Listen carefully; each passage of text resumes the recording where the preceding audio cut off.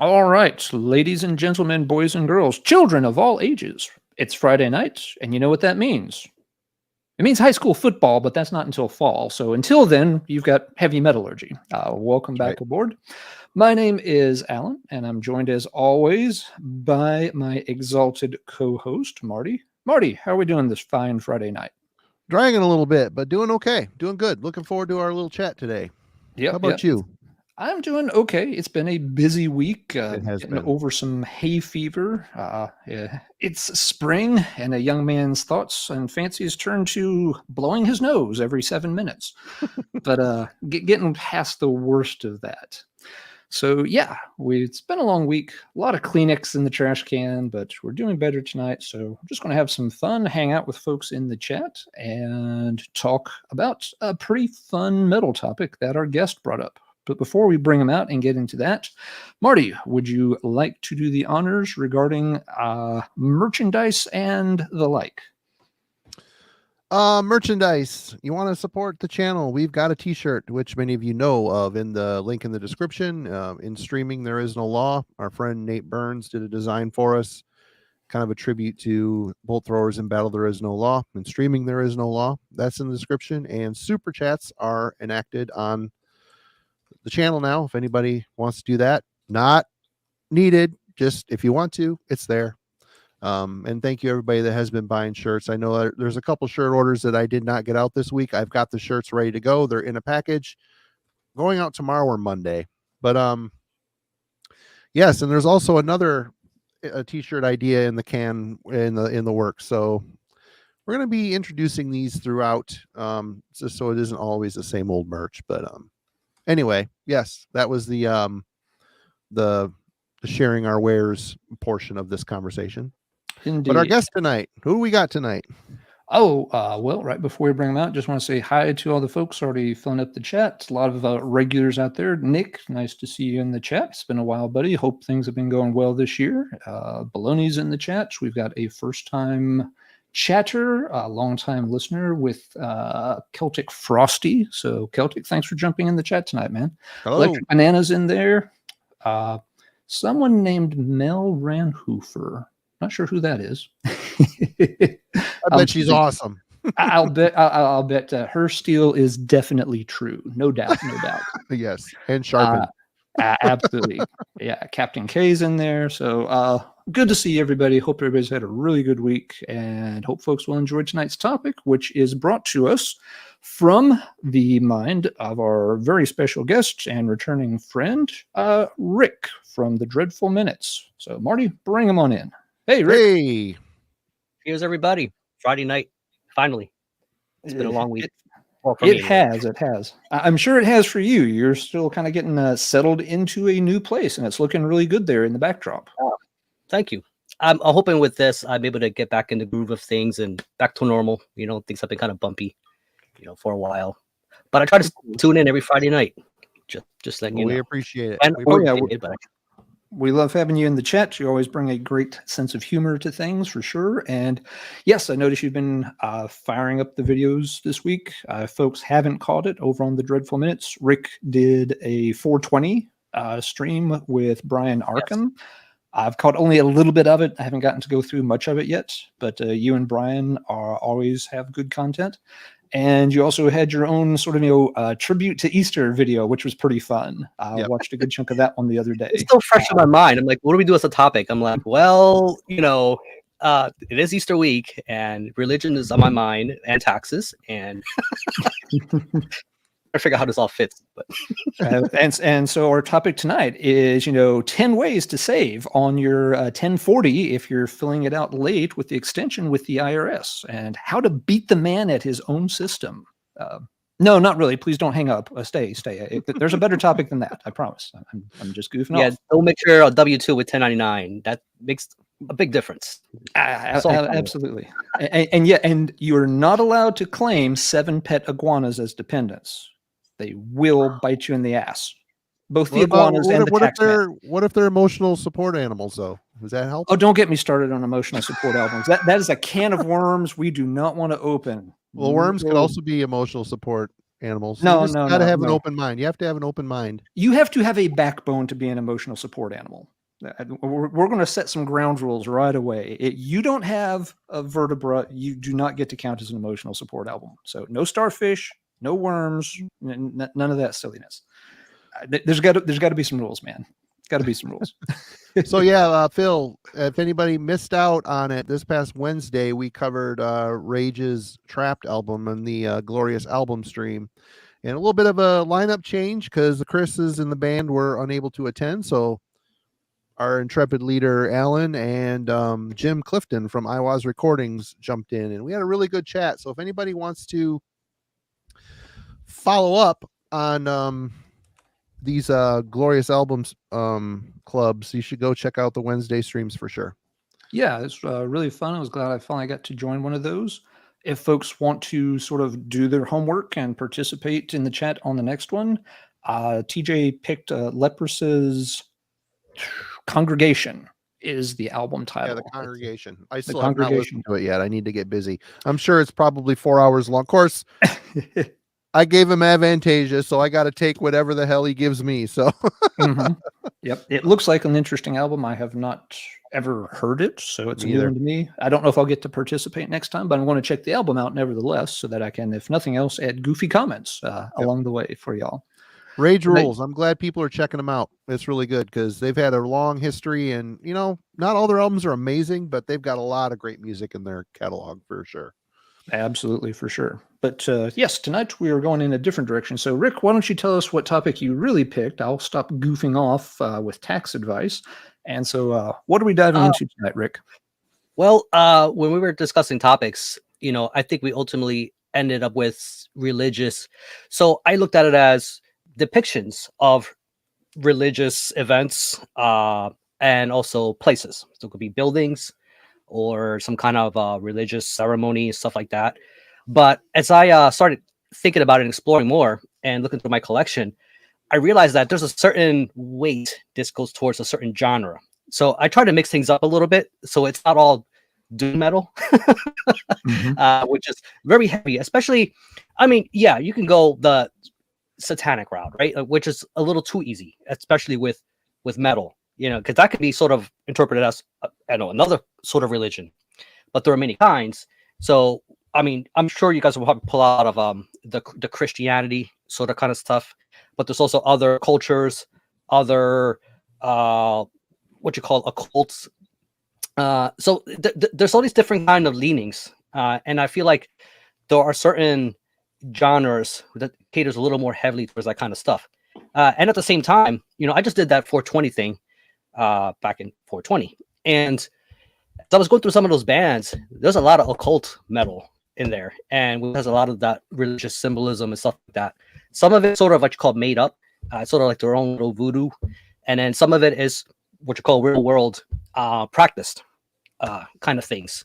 And a lot of it's taken seriously, and a lot of it is kind of just part of the fiction that they throw in with the music.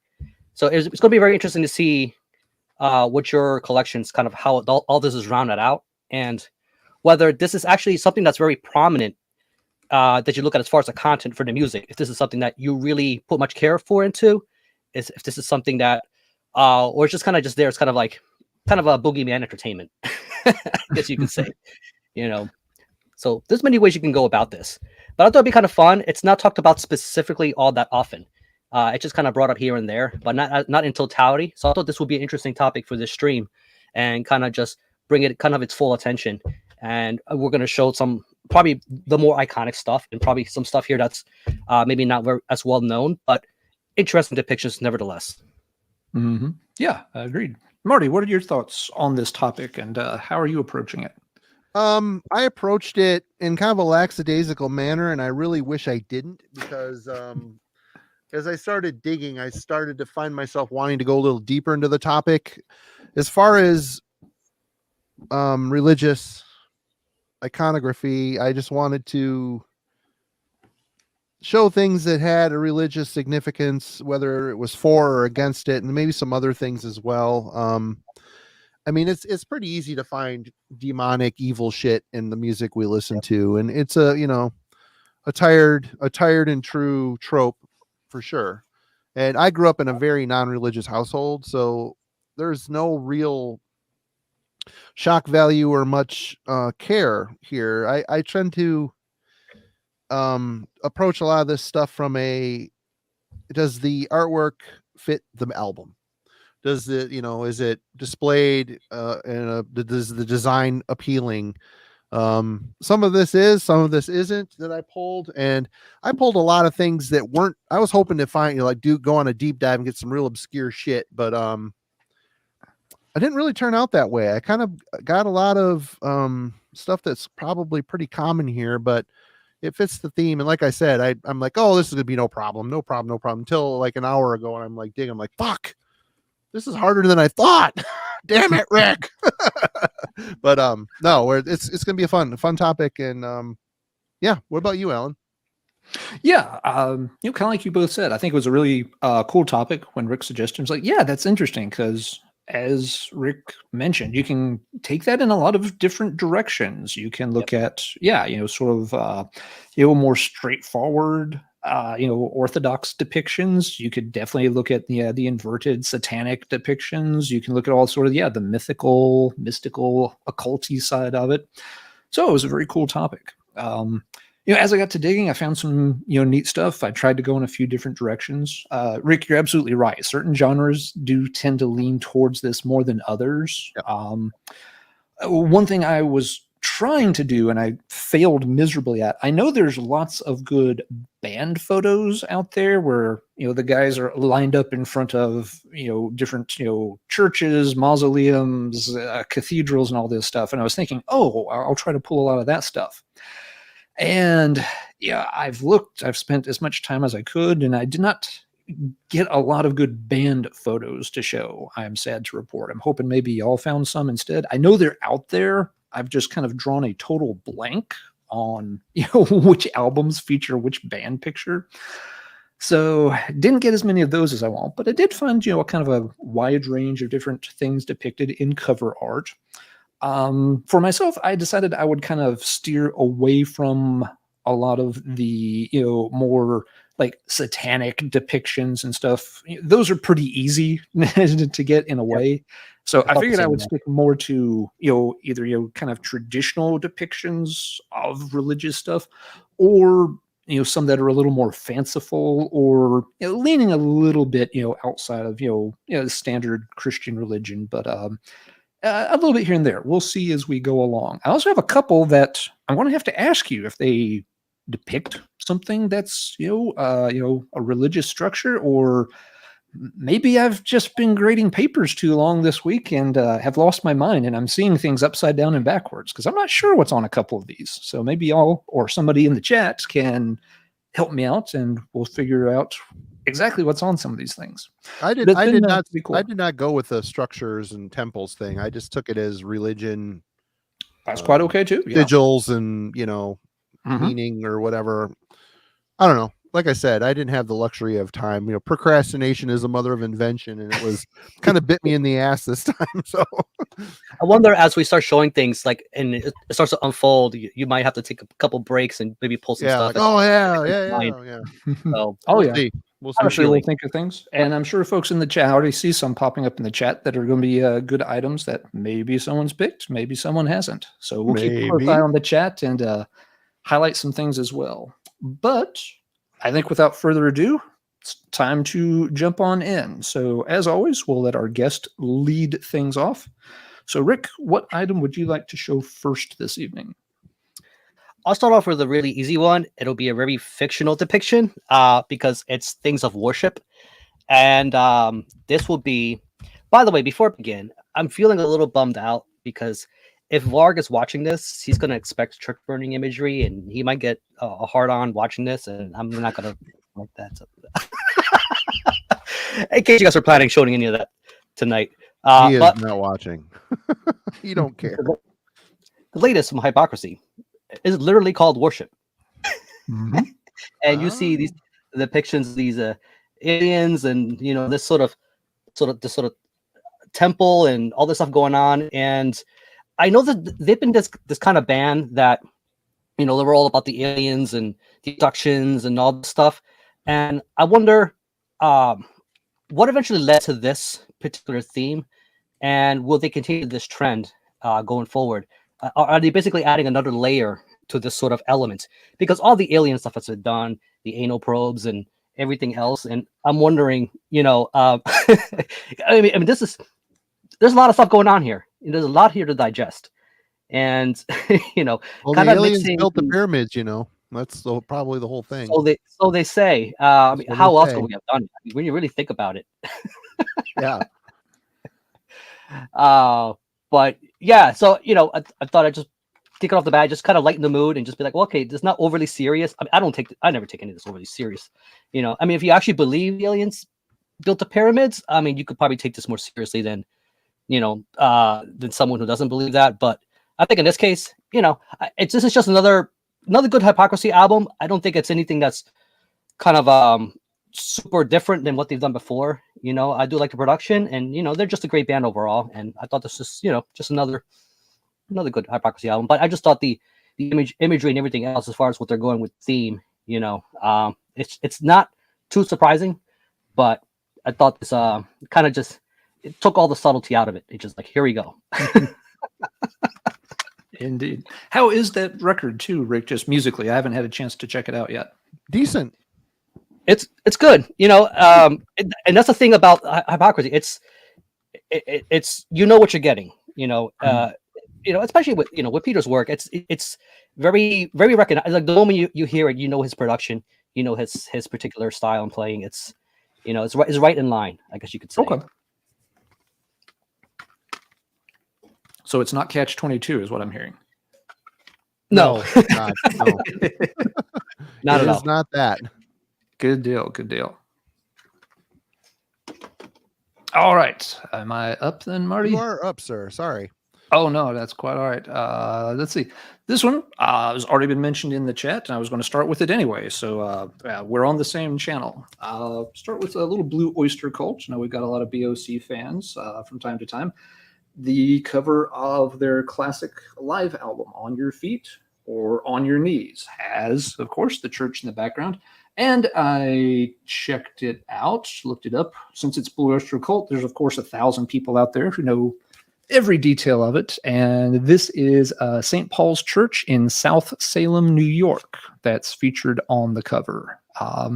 Yeah, it's one of those kind of, iconic covers. I remember seeing this album 1,000,000 times in record stores and record shows and things, flipping through records, with the big fancy limo parked in front of the building. And was it Nikki in the comments who had mentioned this one? They made a good, observation that, even though it's a pretty simple, straightforward picture, it still manages to have a little bit of an air of foreboding about it. Just the angle that it's taken at. It doesn't look like it's a gigantic church, but you're kind of looking up at it. So, kind of towers over the car. And yeah, just with the color scheme and such, it looks a little more brooding and imposing necessarily. It's not, like a bright, warm, open kind of image at all. And of course, it's one of the albums that really helped catapult Blue Oyster Cult to the next level. Their first 2 live albums were a big part of their discography. I like it as a live album. It's got a good track list. It's kind of an interesting track list since it's obviously limited to just their first handful of albums. But Blue Oyster Cult also, just the name even has sort of these semi-religious or occulty, of course, connotations. They always had the symbology with the hook and the plus sign that's kind of like a cross. If I remember right, it's also part of like one of the astrological symbols for Jupiter or Saturn, one of the big gas giant planets. So that kind of thing, was always kind of important to Blue Oyster Cult's mystique, as it were. So it seemed like a really good one to start the ball rolling with tonight. It is. I almost pulled that one too, but I was thinking, how metal are we doing this? Like, it's for these guys are very very popular with the metal guys, but this is not what you call a metal album. It's pretty much that is true. It's a hard rock album. That is true. Yeah. But We It Yeah. would have changed. I the figured it whole- was fair game since we do tend to have several Blue Oyster Cult fans amongst our viewership, and so And it's one of those us. bands I think it's easy for metal fans to appreciate. Yeah. So I'm Definitely. going to say it's in bounds and it is allowed. All right. All right, Marty, it is your turn. What have you got first? Well, I am going with Morbid Angels, Blessed Are the Sick. Hmm.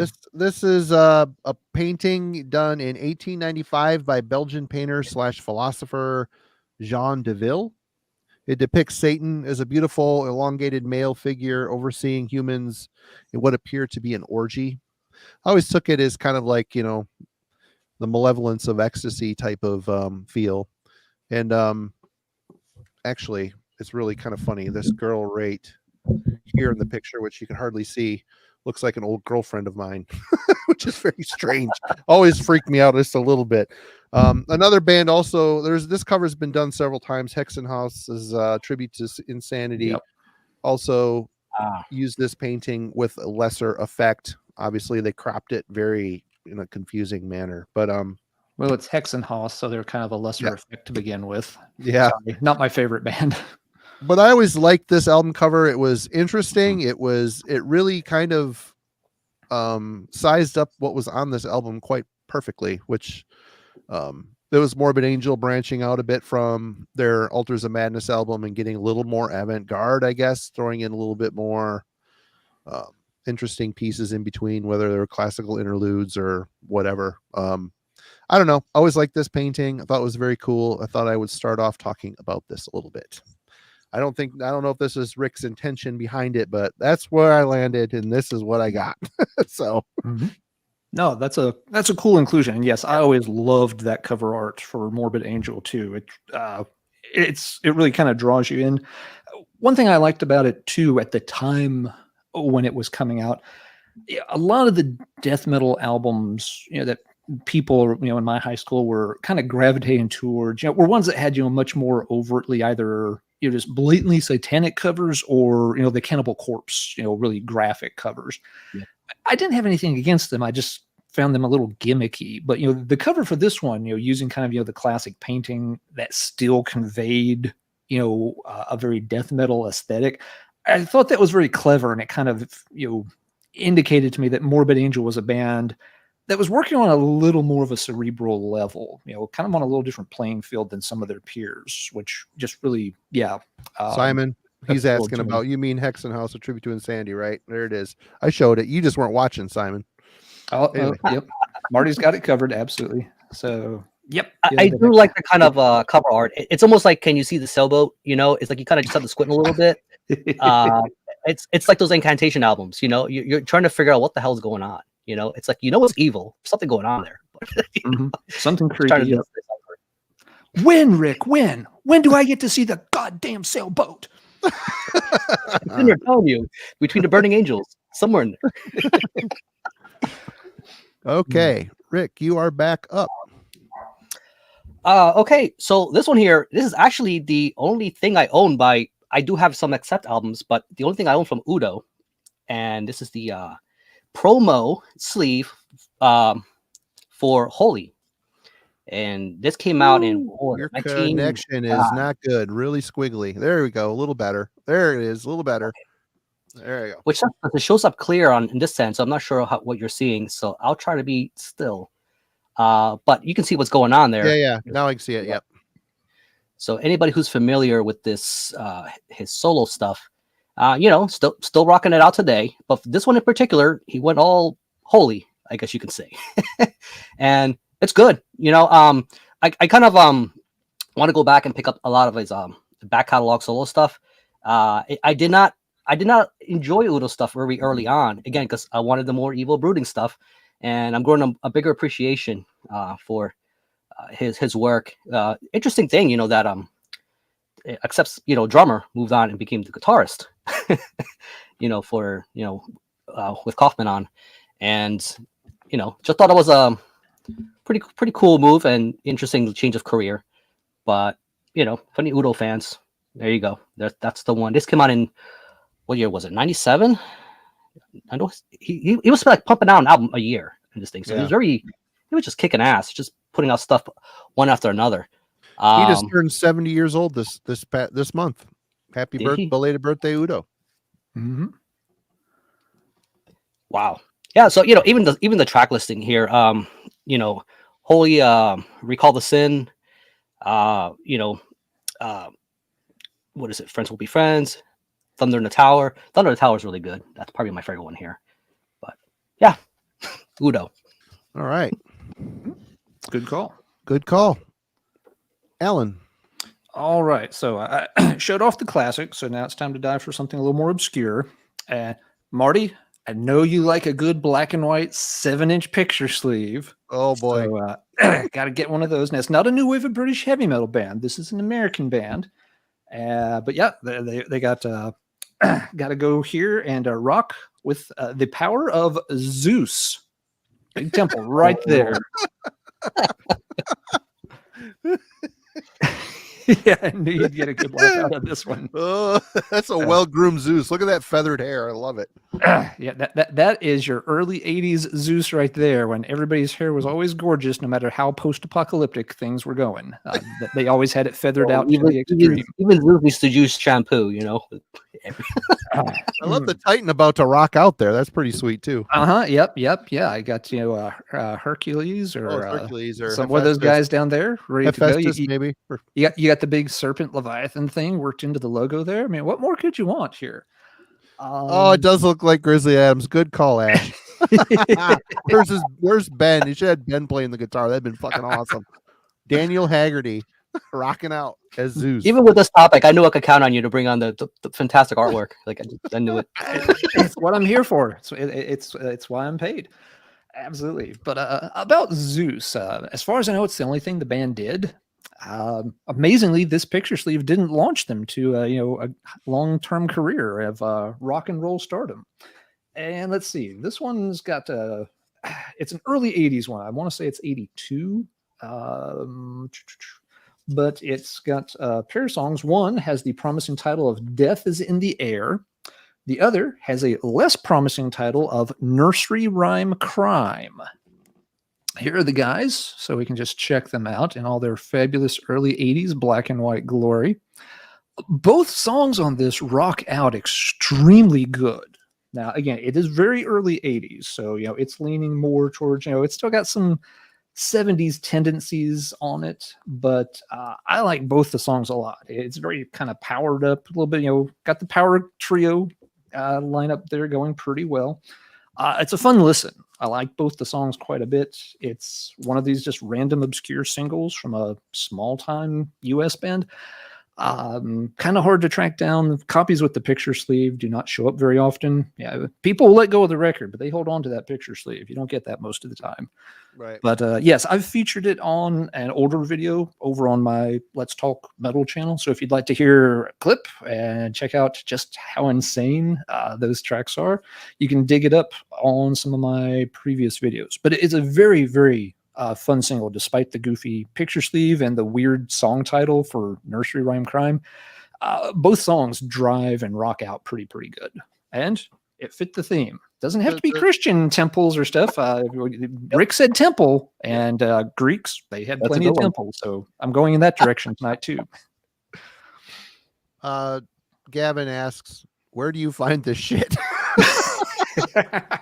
He also long and hard. He said Aaron has to own a copy of that too. I don't know if he does, but it would definitely be in Aaron's wheelhouse. I would not be surprised if the Metal Theologian has a copy of it. But yeah, Gavin, sometimes when we dig deep enough, we cannot dig back out of the hole, and the only way to go is down. Yep. All right, Marty. What have you got next?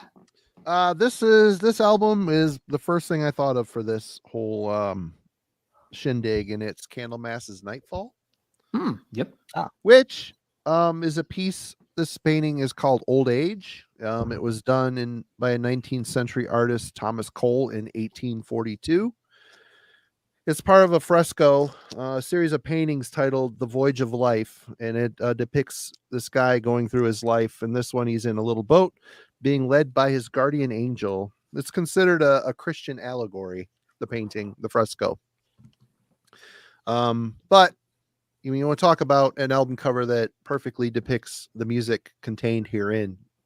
This album is it's perfect. Perfect design, perfect placement of the piece, and the music on it sounds like this cover looks, as far as I'm concerned. So, yes, Candlemass, Nightfall. I got a framed picture disc of that Nice. in a gold frame. That was most appropriate. Oh, a gold Very frame. cool. Nice. Wow. Yep. Yeah, that's a It's in a great box. great choice, Marty. I thought about pulling Candlemass, but didn't. But yeah, obviously a lot of religious imagery. Some of the songs, lean, sort of. They were not a Christian band, of course, but some of the songs definitely have, sort of a Christian link to them. Very the much song so. "Samaritan" is very much about doing a good deed and eventually getting your reward from heaven when it's your Yep. time to die. It's a beautiful song. It's one of their best. And yeah, it's kind of a weird theme for a metal song in a way, but it works incredibly well, and yeah, it kind of fits with their whole aesthetic really nicely. Senate Arcadia Productions says Valhalla has a yearly record show in the side of a mountain. That's where Alan finds some of these obscure releases. Cine, knock it off, man. You're going to tell everybody where I get the good stuff. You might be That's right. now everybody's going to want to go next year, man. Knock that off. Right, Rick. All right. Telling the company so secrets. I got one here. It's a thrash classic, and it doesn't favor this particular religion very favorably, but it's that kind of band. So I pre-ordered the Law because that's getting reissued, but might as well take this one out.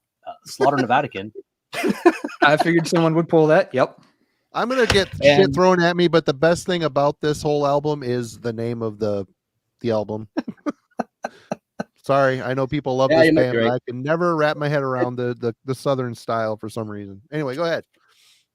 Ooh. Just looking at that too, and just being in front of this, what is it? It must be a cathedral or something like that. I never really researched it, but thought it was like extra reinforcement. It's like we got this, but I don't know if this is like an apology for the cover back here, but I don't know. Right? But it seemed like an obvious pick, but I don't know. I enjoy it for what it is. I noticed the southern sound, because we did 420 streams, so you guys know how I feel about that. It's not, but if it's not your thing, I totally understand why wouldn't, so it's like acquire taste. And that album is actually pretty kick-ass. The Law, however, afterwards is really not very good. That is really not very good. Night and day. Yeah. Even it has there's one or two songs on the Law that I still like a lot. I'm drawing a blank on the title right now, but it's one of the last songs I think on it. But yeah, Exporter, it's not my favorite, but it's not bad. I think I like it more than you do, Marty. Yeah. But yeah, it was a good one to pick for tonight. Absolutely, Rick. All right, Mr. Allen. All right. Well, next up, let's try to redeem myself after that Zeus showing. Oh, that Zeus showing was awesome. I loved it. Great. Absolutely. But yeah, we'll get some class brought back into this and go to the new wave of British heavy metal this time for the cover of Pagan Altars, the Time Lord EP, which depicts a scene from Melrose Abbey in Scotland and depicts the tomb of a 13th century wizard who is buried at a abbey in Scotland for reasons. Most folks, I think, are probably going to be familiar with Pagan Altar. If not, they were one of the very few new wave of British heavy metal bands that had a very doomy Black Sabbath inspired sound, but they never actually released anything back in the day. They recorded a bunch of songs. They had ready access to a studio, so they recorded several demos, but they never had a vinyl product come out during the new wave of British heavy metal. So it wasn't until later that their stuff circulated in tape trading circles at first, and then a vinyl bootleg popped up and was making the rounds. And the band got wind of that, realized they had kind of a following, and so they eventually got the band back together. They did a legit release of the old recordings, and then did some follow-up albums. Lineup, of course, was a bit different that much later. They were very, very well received. When they had like the Lords of Hypocrisy album and that era, folks really got into them. Unfortunately, right before before their last album, one of the members passed away, and so their last album, you could feel it was a lot more somber. You had lost a little bit of its spark. It still had a couple of good tracks on it, but you could kind of tell the wind had been taken out of their sails a little bit. But they recently they reissued their early demo stuff recently. Even before they were called Pagan Altar. At one point, so I don't know if people were aware. Yes, you're right, Rick. They did. I forget the name that's under, but yeah, you can kind of get the pre-Pagan Altar demos now too. You're right. That's been reissued, and there have been several different reissues of the Pagan Altar stuff. So it's not that hard to track down a version if you want. If you want a very specific early pressing, or the original bootleg vinyl, yeah, those are sometimes pricey, but you don't have to spend a lot to check out this band. And they have very, very good songwriting skills. If you like that doomier Sabbath influenced style, it's a band you should absolutely check out. And the cover for the Time Lord EP. EPs, sometimes you never know if you should check them out or not. Sometimes they're really good. Sometimes it's kind of a couple of throwaway tracks. Some of the tracks on here are quite good. This is a nice EP to have if you're a Pagan Altar fan. So I would definitely recommend it to folks into that style. All right, Marty, you are back up, sir. All right. This band, I cannot remember where they're from. I want to say, I'm not going to say because I don't. No, actually. Anyway, Incubus, Serpent Temptation. I've had this album for quite a while and did not realize these guys were a Christian band, but they are. And we got the scene on the front depicting the Garden of Eden, the fall from grace, when it's a perversion of that, obviously. The serpent won and Adam and Eve were destroyed, apparently, in a cataclysmic event. But yeah, these guys were a power trio. There's a couple brothers. Yep, two brothers, the guitar player and the drummer brothers. It was when thrash metal was starting to become death metal. This is a very thrashy proto death styled record. Very good, very fast, energetic. This album came pretty quickly to mind too when I was thinking of religious imagery and depictions of stuff from the Bible and stuff like that. But Incubus, Serpent Temptation. They ended up having to change their name to Opprobrium later on down the road because obviously a more popular band named Incubus in the new metal sphere made them have to change their name. So there was also an Incubus in the new wave of British heavy metal that would kind of fit this theme tonight. They made an album called To the Devil a Daughter, which shows kind of a ritual with hooded guys and a pentagram and a kind of demon lady appearing as if summoned. But so yeah, lots of incubi out there in the band names for sure. From a marketing perspective, I'm like, well, okay, so you got to get your fan base to get familiar with the new name, but then you're going to pick a name has more syllables and it's just harder to say, slip off the tongue. Opprobrium, it just doesn't. I don't know. Interesting move. Yeah. All right, Rick.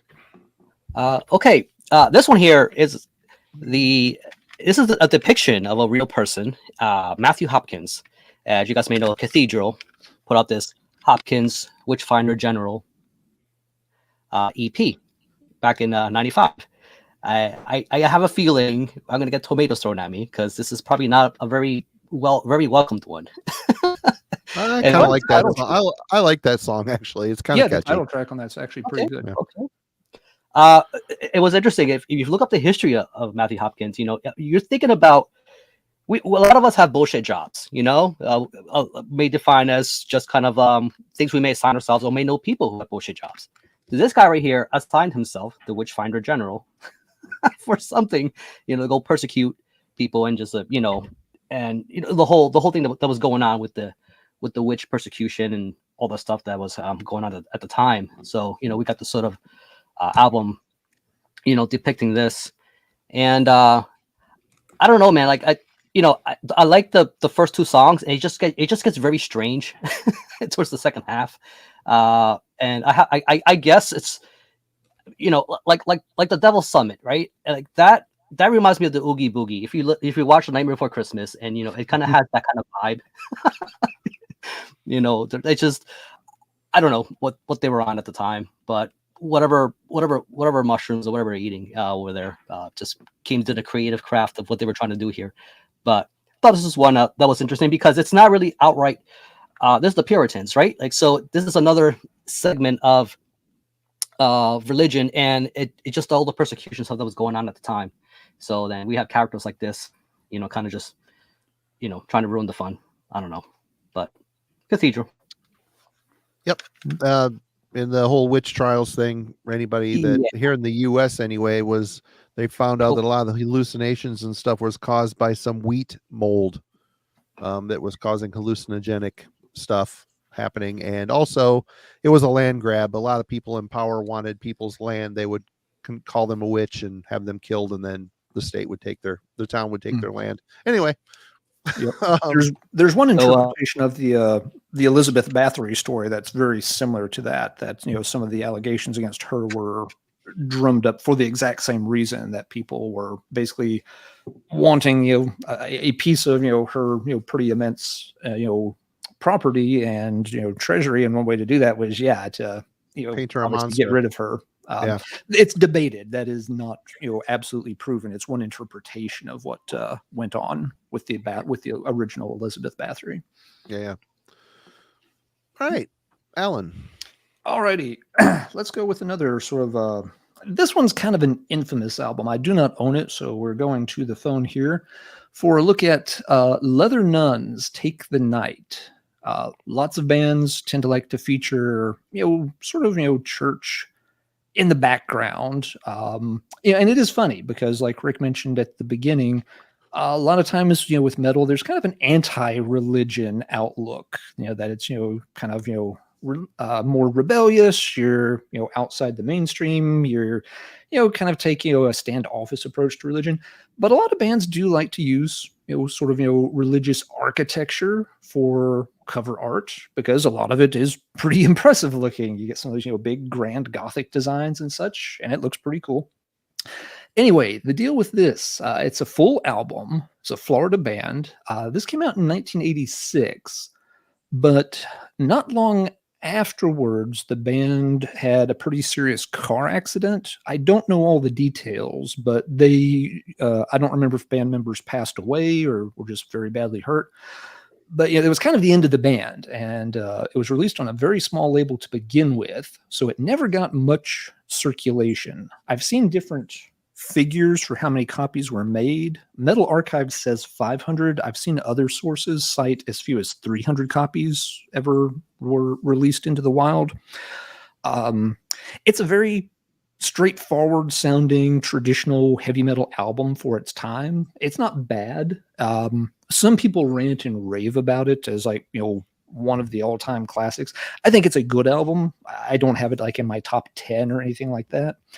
It's one that the mythology around it has driven the price way, way up. The originals are really hard to find. It's one of those albums that when it shows up on eBay, it's, the starting bid's usually $1,000, and, it works its way up from there and stuff. So very rare to find the originals. It has been reissued a few times, so you can track down a vinyl or CD reissue for a much more reasonable price. It's on YouTube, of course, if you want to check it out and see what they sound like.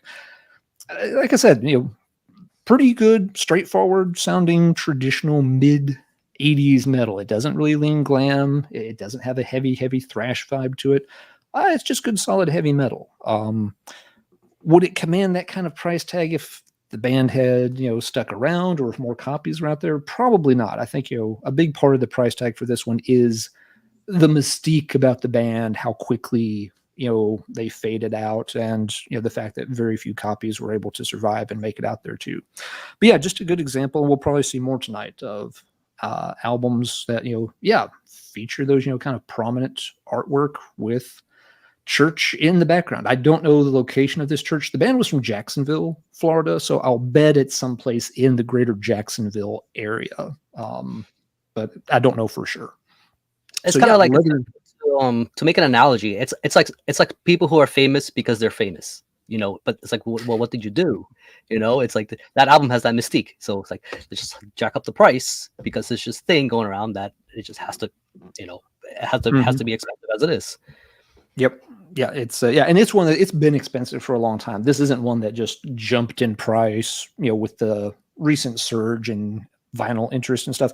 This album has been a very hard to find and very expensive for decades now. So this is one that's been well entrenched in the want lists of heavy metal collectors for a long time.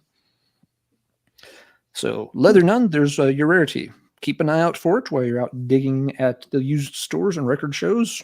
If you happen to come across a copy cheap, snap it up, and yes, you just earned yourself a mortgage payment. Someone mentioned that there's an awesome band picture of those guys in front of that door. Okay. Yeah, again, I don't even have one of the reissues of this, so I don't have any other pictures. I'll flip, Marty, while you show your next one, I'll see if I can pull that up here, and if I can find that picture they're referencing. Oh, wait, maybe this is it right here. Nope, that is a different band. I'll see if I can find it, and if so, I'll show it in a minute. All right. Well, up for me, I'm sticking with some of the classics here. Trouble, Run to the Light. Obviously, we've got an artist depiction of heaven here. And this album, I always stared at this album cover and imagined that the rays of light coming out of that temple up there sound a lot the way this album come off a lot of how this album sounds. Again, I'm a big cover art working with the music type of guy. And this is my favorite Trouble album, surprisingly. I love this record. I always have, probably because it was the first one I actually found and bought in the wild. It just really, there's a very mournful feel to this one that I didn't really get as much from the others. And then the one after this was very stonery, kind of feel rock, heavy 70s rock inspired. But yeah, there you go. Artist depiction of heaven. Mm-hmm. Yep, Trouble, one of these sort of early white metal bands, for sure. Oh, and here, yes, I found the picture folks were referencing. So same church, but yep, guys in their mid-80s glory, ready to conquer the world, and career unfortunately cut short by car accident. Shit, they're ready to rock. Look at them. They are ready to rock the church steps there. Absolutely. So, yep, thanks for pointing. I don't know who put that in the chat, but yeah, thanks for pointing that out. Again, I've never owned the album, so I hadn't seen this picture before, but that's pretty cool. Alan, he does not have the original Leather Nun album. Oh, no, I don't even have a reissue of it. That one, it's one, again, I don't think it's a bad album. If it were like, a $50 album, yeah, I'd track a copy of it down, but I personally don't like it nearly enough to, sell body organs in order to, afford a copy of the album. It's way out of my price range, and I don't like it enough to, really try to bend the rules of economics to acquire a copy. Yeah. It's not for me. Some people like it enough. Hey, that's absolutely great. Go for it if you can afford it. Every time I see a picture of a group of guys like that in front of a cathedral, like that, I think of that Bewitched video, and I feel like Messiah needs to be on the front, and they're just doing that stomp, as they're all walking. That's all what comes to mind. Okay, it's hard to look cool and stomp when you're wearing like pink leather or leopard print tights. Worn out Converses. Yep. That was cool at the time, man. Oh man, I showed that to a coworker like the other day. Knows nothing about metal. I'm like, just watch and just smell the Velveeta coming out of it.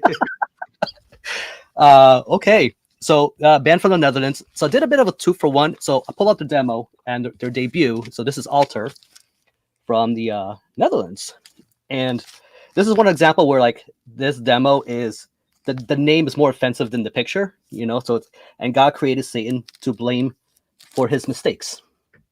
So growing up, I couldn't have this around the house, it's just for obvious reasons. I grew up in a religious household and this would have been damned. And then you have the debut, and this one is Youth Against Christ.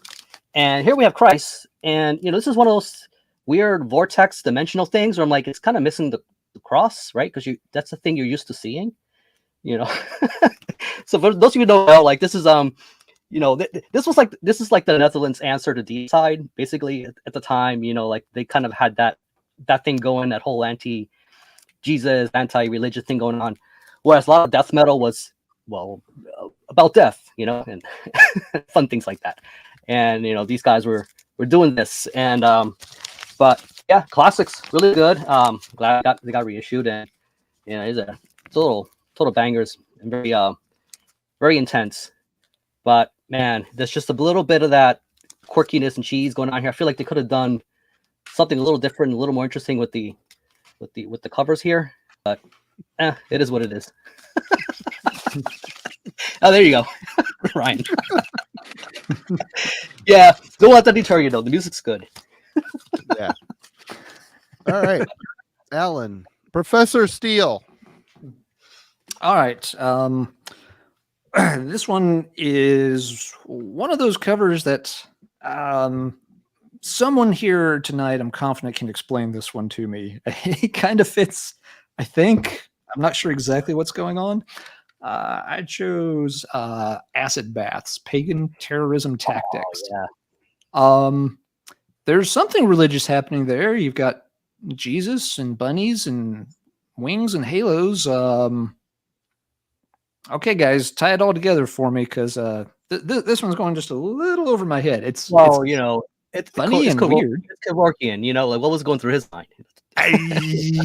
Yeah, that just makes it more confusing. The fact that it's art from Jack Kevorkian is like, okay, sure.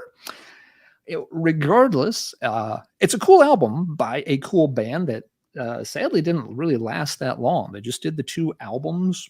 Kind of had their own unique style. There's a southern metal thing, 90s thing to it, but there's elements of death. It's extreme metal, but it's also got sort of a weird psychedelic overtones at times.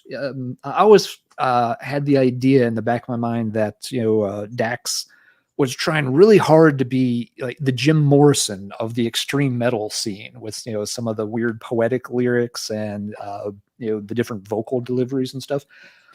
It works really well. I remember the first time I heard this album, I could not make heads or tails of it. It's just like, I don't know what the heck that is, but I'm not sure it's for me.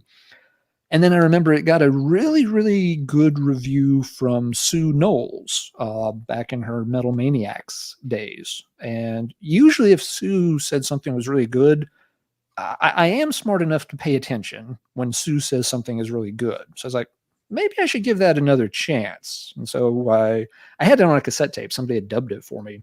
So I popped it in the pickup for a few days driving around, and it started to click. So it's like, this is really, really cool. It's kind of crazy. It definitely had its own feel, but I ended up liking both the band's albums quite a bit. But this cover, if nothing else, I can say it's definitely better than the cover for When the Kite String Pops, which is the one that has the John Gatesy album art, which is just creepy and weird and wrong in multiple reasons. But yeah, this one's it's hilariously weird, if nothing else. There's something going on, and it's something to do with religious symbols. And I'm going to check the chat and see if anybody can enlighten me to the deeper meaning to acid. Usually 2 separate worlds. Like the Easter Bunny is a separate thing, and then you got the Christian stuff. It's like you can't quite mix them together, even though they're kind of interrelated. But I never see the depictions. Yeah. I see that. I see Wade. Had the same experience I did. That. Yep.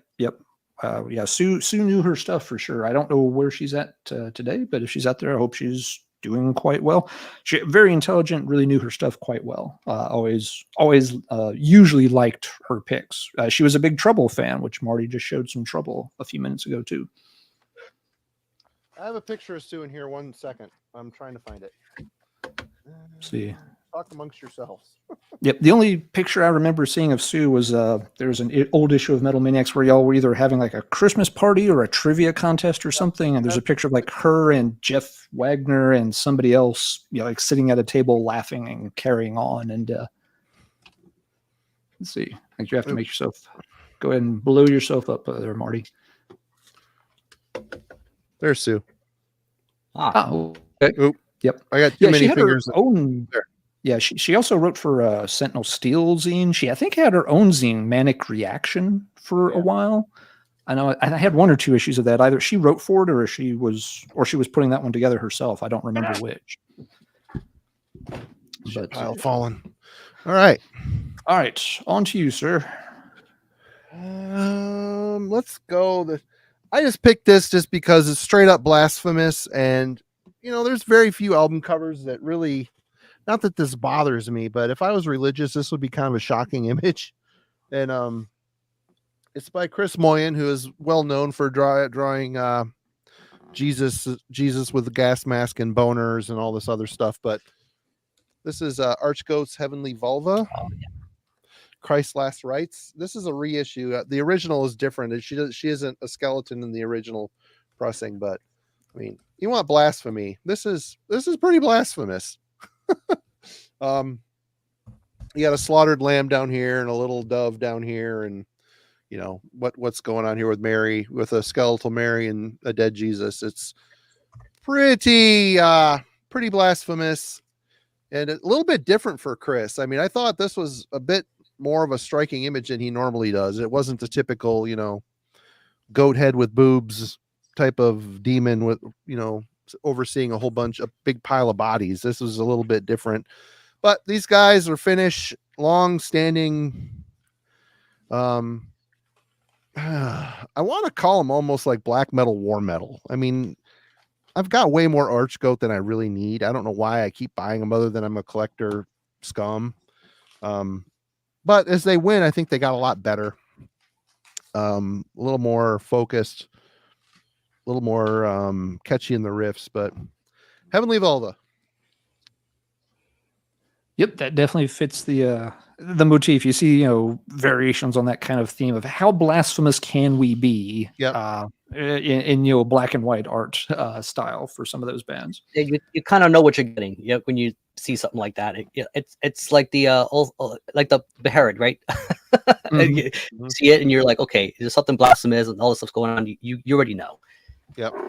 Yeah, those kind of releases often kind of, you know, bring to mind like, you know, the you know, NWN Productions kind of releases. Okay, Rick, you're back. I wasn't going to show this, but because Alan, I don't know what happened, but all of a sudden your camera's crystal clear. I don't know what changed, but it's just so you know. It's weird. Move. Don't move a muscle. Anyway, go ahead. You're up. Sorry, guys. I'm in the basement and the connection's it's not in the best hotspot. So once I get that extension down here, shouldn't be much of an issue. But for now, I'm taking advantage of the clarity. Anyway. So, well, Alan showed the acid bath, and for a long time there was a certain fella or band that kind of reminded me with that kind of that demented, just really maladjusted kind of noise and sound, and that is Today's a Day. So this is Temple of the Morning Star, and as you can see here, yeah, and I think of Steve Austin. He's not to be confused with the other Steve Austin, but he's reminds me of Dax Riggs, and just makes you wonder what the hell's going on in their mind, you know, when they conjure up this kind of music. You know, it's just really unsettling to listen to, and it's interesting. And I think they're in this period, and these guys were still really hitting on all cylinders. And this is what another one of those albums I discovered back in the day that Relapse was pushing, and I didn't quite know how to describe it to my friends. You know, it's just like it's a punk, it's a metal, is it grindcore? I'm like, it's a little bit of, it's almost like, yeah, it's like if I was explaining it to them, it's kind of like take Sonic Youth, just make them darker and add grindcore to it and just other things, and you know, you kind of get a little bit of this, but yeah. So I don't know. I thought there was a, you know, just with the Temple and the Morning Star and all that. I figured that might be a little bit of stuff here that might upset a lot of religious folks. You know, I think this particular straight sperm right there is probably the one that won out. So that's just, if I had to put money on it, it got in there. But yeah, band out of Tennessee, and classic. Great band. Today's the Day. All right, Alan. All right. I just want to say a quick hi to Frank, who just jumped into the chat. Frank comments on lots of videos. He's always got really good insights, knows his new wave of British heavy metal better than I, for sure. So yeah, cool to see you in there tonight, man. For my next pick, another Doom one. Like Rick said at the outset, Doom metal is a genre that kind of lends itself to this kind of religious imagery for reasons. It ties in. Next one I picked was Count Raven's next album, Destruction of the Void. And never knew exactly what this cover depicted, but I mean, I figured it had some kind of religious significance to it, so had to do a little digging. And it is a painting. Let me get the name right here. Painting by a fellow named Valdez Leo, and the title of the picture is Sic Transic Glorious Mundi, which is Latin for "Thus passes the glory of the world," which is a phrase that was used in and sorry if I get this slightly wrong, it was a phrase used for the ritual of papal coronation for several centuries. So I guess as the new pope, was sworn in. I'm sorry, I know that's not the right terminology, but this was one of the phrases that was uttered as part of the speeches and rituals that they went through for that. So Count Raven, if you're not familiar with them, another very heavily influenced doom metal band going by Black Sabbath standards for sure. Vocalist does one of the best Ozzy impersonations that I've ever heard from a doom band. So if you really like the sound of Ozzy with Black Sabbath, you will probably dig Christian's vocals with Count Raven. The albums are quite good. I've got 2 or 3 of them. He also sang with Saint Vitus on the COD album, which sometimes gets panned because of the funny production, where that's the Saint Vitus album that was produced by Don Dokken, but still a good album. Still, I like that album. Yeah, it's the only one by them I own. That's good. Yeah, it just has a very funny, clean production compared to most of them. He's also sung with a few other doom acts, and he always does a very good job. He's a good vocalist.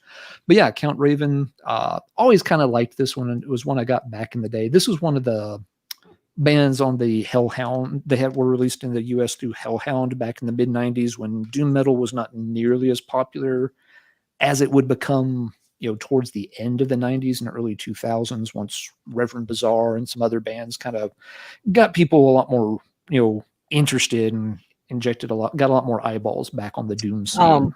That particular album came out, was it 1990, 91? Came out pretty early. I want to say it's maybe 92, but yeah, it's somewhere in there. Let me see if it says on the back.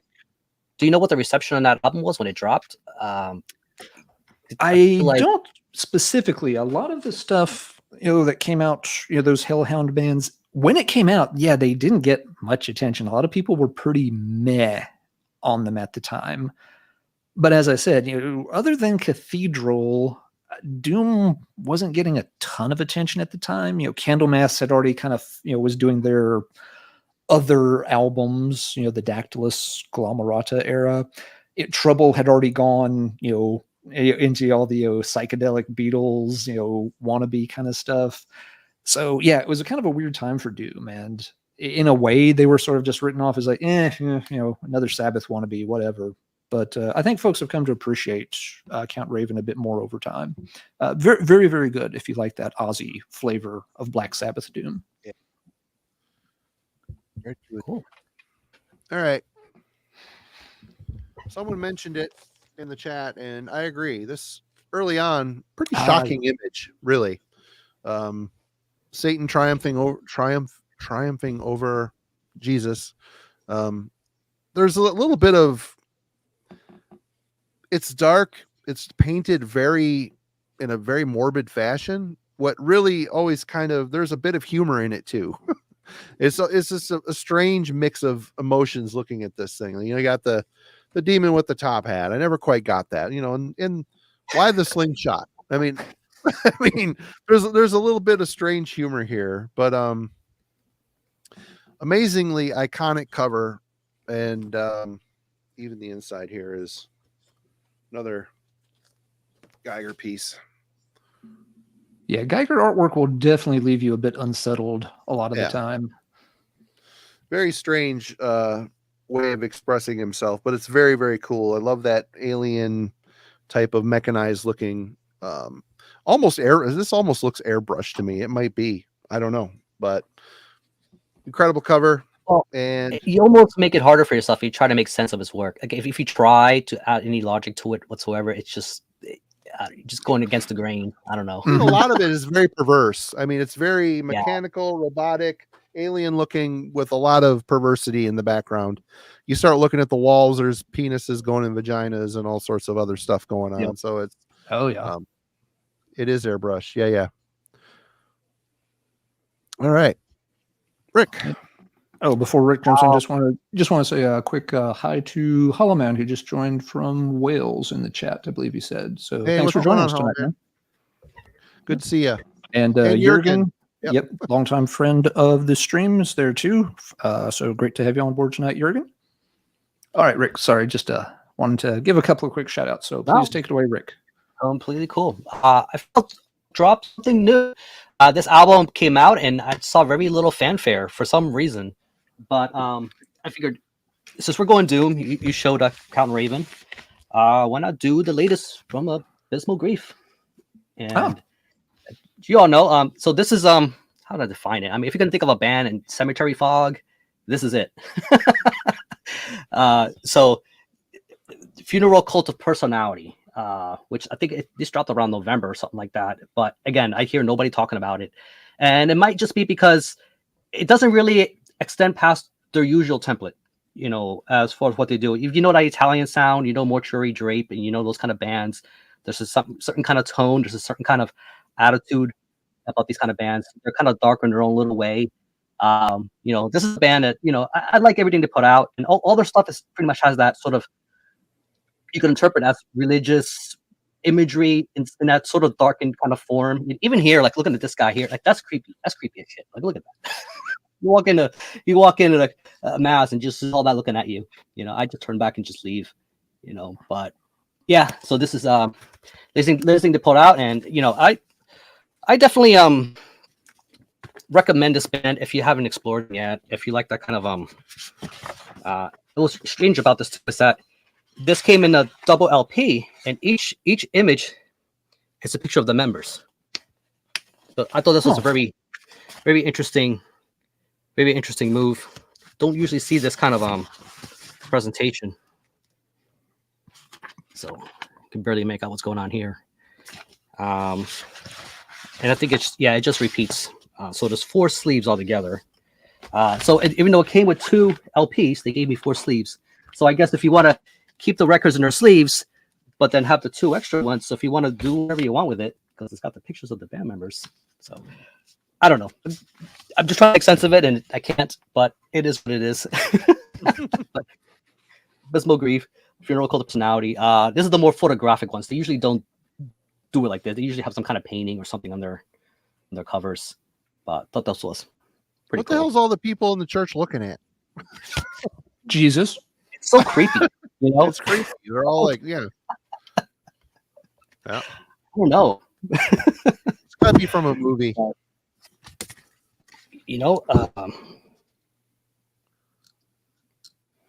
don't know. It doesn't say. Huh. Wish I knew. All right. Somebody's phone just rang in the back, so they're all turning to see like whose phone is going off. Yeah. Jesus, put it on silent. Yep. All right. Okay, this is another one I'm going to need folks in the chat to help with a little bit. I have always assumed this cover shows some kind of cathedral. And so it was one of the first things I thought of when Rick came up with the topic for tonight. Pulled it right away. I actually used it in the background for the Instagram image that we circulated this week for the chat.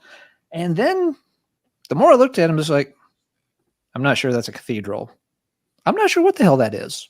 So I started trying to look it up online and realized I'm not the only person confused, because there are entire Reddit threads about what is on the cover of Turn Loose the Swans by My Dying Bride.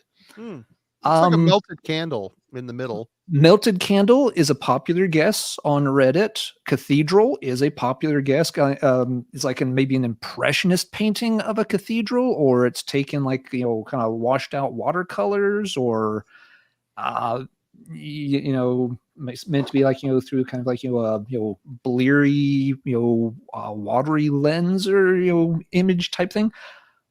So what do we think, folks? Cathedral, melted candle, or other?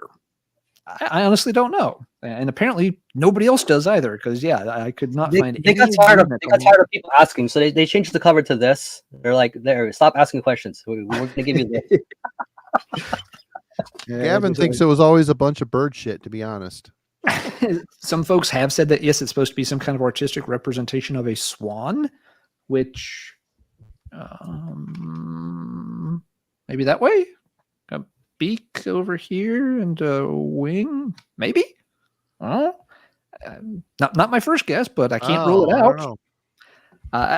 Regardless of what the hell's on the cover, obviously a very seminal album for Here we go. doom metal. And This sounds like a little bit of authority here. It's a Mary statue with melted wax. Okay, that could be. Could be a melted candle was one of them. So patter, you might. That's Yeah. so. I can buy that. I have no Maybe at problem the going- time, an actual swan would have not been doomy enough for some reason, but they had to have the word swan in there for some reason. Like it just had to be on there. Yeah, don't know. It's kind of a changing point in the band's career. Before this, they very much stick to the more deathy guttural vocals. Here they start doing more of the cleaner vocals and the violin kind of stuff. Oh, I see it now. Thanks, Patter. He says the hands together. See where you thought it was a beak? That's where the hands of the Mary are together. Okay. And then underneath her is like her dress underneath. Yeah. And it's like a bunch of melted wax over the top. I see it now. Thanks for. Okay. I can see it clearly now, actually. Okay. I will take everybody's word for it. Absolutely. I don't quite see it, but yes, I can buy that. But yeah, I think it's still often considered the benchmark in the band's career. It's the one album that they've never quite been able to get out of its shadow, no matter how many quality albums they've released.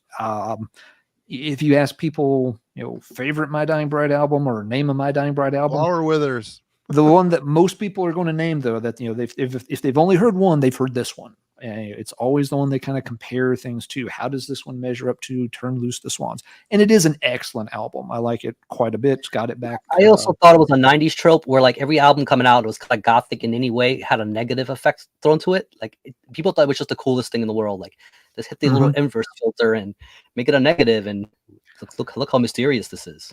That was the thing. Everybody was doing it. Yep. But so excellent. Another slice of doom metal. So okay, if it's a melted Mary candle, then still counts for tonight. It's not what I thought it was, but it still counts. Still qualifies. It's still in the door. Yeah, definitely one of the sort of classic doom albums from the big three of British doom. Okay. All right, Marty. Let's see if you've got something that's a little easier for us to figure out. I keep coming up with weird shit that we can't identify, and I'm not done yet. I'm sticking within the easy satanics. Then you got the crucifixion recreation via colored pencils, and you got the Baphomet in the background there. Riding Christ classic, Thy Mighty Contract. I mean, a name like Riding Christ, you kind of know what these guys are about and what their artwork's going to be like. Not a great cover, it's a classic, but this is kind of like a late poll. I'm like, oh my God, I gotta get something here. And this is what came out. And I think they deserve a spot on here. They're a total classic. Legends of the Greek scene for sure. And yep, crucifixion, sort of. Yep. Very poorly drawn people on the cross. I don't know, man. It was kind of a lame pick. Sorry, everybody. Lame pick. No, that's okay. That was Running Christ was my folks, both my parents were always very very understanding about heavy metal stuff coming into the house. It obviously wasn't their style of music, and I'm sure they looked at it and just thought, oh fuck, what is this kid listening to? But they were always very cool about it. They never gave me any grief. That band is the closest it ever came. When I got my first Running Christ album, my dad looked at it and said, like, he was like, "What's the name of this band?" And I'm just like, "Running Christ." He kind of looked at it for me. He's just like, "If I was ever going to tell you to throw a fucking album out, it would be that, but I'm not going to." So he's like, "You're cool, thanks, Dad." But you could just tell he was just like, you could see just looking at his face. He's just like, what the hell is wrong with these people? Did you ever get into Christian Death? Because I figured that would have been the same kind of vein. I don't know. Just with the Christian name. Death, the band. Yeah. I like some of their stuff. I don't know a ton of it. The first album is always considered the classic, but I've heard a few of the later ones too, and it had some good stuff on it. But it's a little deceptive, though. I didn't listen to them until know. I didn't really get into them until I was in college. So and that one, I guess I just never really actually no, because I had a Christian Death poster for a while, and nope, neither parent ever said anything about that one. No, my parents were cool about it too. I felt very fortunate. Yeah, I think part of it was, growing up, my dad grew up, in that, very classic birth of rock and roll era. And knowing what I do about my grandparents, I'm sure my grandfather gave my dad 9 kinds of shit about listening to stuff like Elvis Presley and Chuck Berry. And my dad was very much the kind of like, all right, I've got a kid now. Let's not do the kind of dickish stuff that my folks did to me. Let's try not to repeat those same mistakes. So when it came to music, yeah, he was pretty cool about it with my sister and I, whereas I'm sure his parents were not nearly as understanding about it when he was. I remember him talking about he'd sneak out of the house with like a little transistor radio just to listen to a few songs here and there. Back with the early days when Elvis was, going to, lead all the youth into the, arms of Satan by shaking his pelvis around. I feel like Celtic Frosty had a comment about that Greek sound is so evil and classic. Like I feel like at the time the Greeks and the Czech scene too were putting out some imagery, man. I think they were kind of just doing a little more evil than others, around at the time. I think as a whole, just some of the stuff coming out of there. If you really wanted to piss off your parents, like that's what it was, man. Just thought I had that. All right, Rick. I'm gonna throw another one at you, which they showed the Hopkins Witchfinder General. There's the actual Witchfinder General, and here we got the Friends of Hell album. And are you gonna take that? Are you gonna take that, Ellen? Are you gonna take that? How do you feel about that? Son of a bitch. Well, that was next, wasn't it? Oh no, you started it now. You got to finish it. Well, okay, and I look at the back. To me, it feels like like the end of a Monty Python movie when the police show up and all the modern stuff. Like that's feel like this is the vibe I get out of this. It's just like, but we know what it was. It's an excuse for a boob photo shoot. Like all their other stuff. It's thank just goodness, it's fun. It was named like Friends of Hell. I wonder how your parents would interpret that. Just it's hell. Oh, he couldn't help it. He got up. He's up. He's off the chair. Everybody, he's getting. He's getting the 50 copies he's got of these albums. I was on the roll. I showed the cathedral, and it's like a model one. Just bring it full circle. Here he comes. There he comes. 3, 2, 1. There you go. Let me get you back up here. You're up at next anyway. So no, it's good. No, I want Rick. So no, please. More Witchfinder General. You want to show us the original picture disc, Rick? You want to show us that one? Nice. You want to show us the original mirrored vinyl version, Rick? Where's your original mirrored vinyl version, Rick? You got the original. You got the original press on black vinyl. 40-minute segment on this. You got the original. You got the original on clear vinyl. Yeah. It's not like I did an entire video about this band and I was going to show a whole bunch of Witchfinder General here in a few minutes. So what you're telling me is you heard of this band? He's vaguely familiar. Yes. All right, you're up, Alan. Yes, I am. And Rick's not. Step on my goddamn toes like that. Okay. I guess. Hopefully he's at. Have you learned your lesson, young man?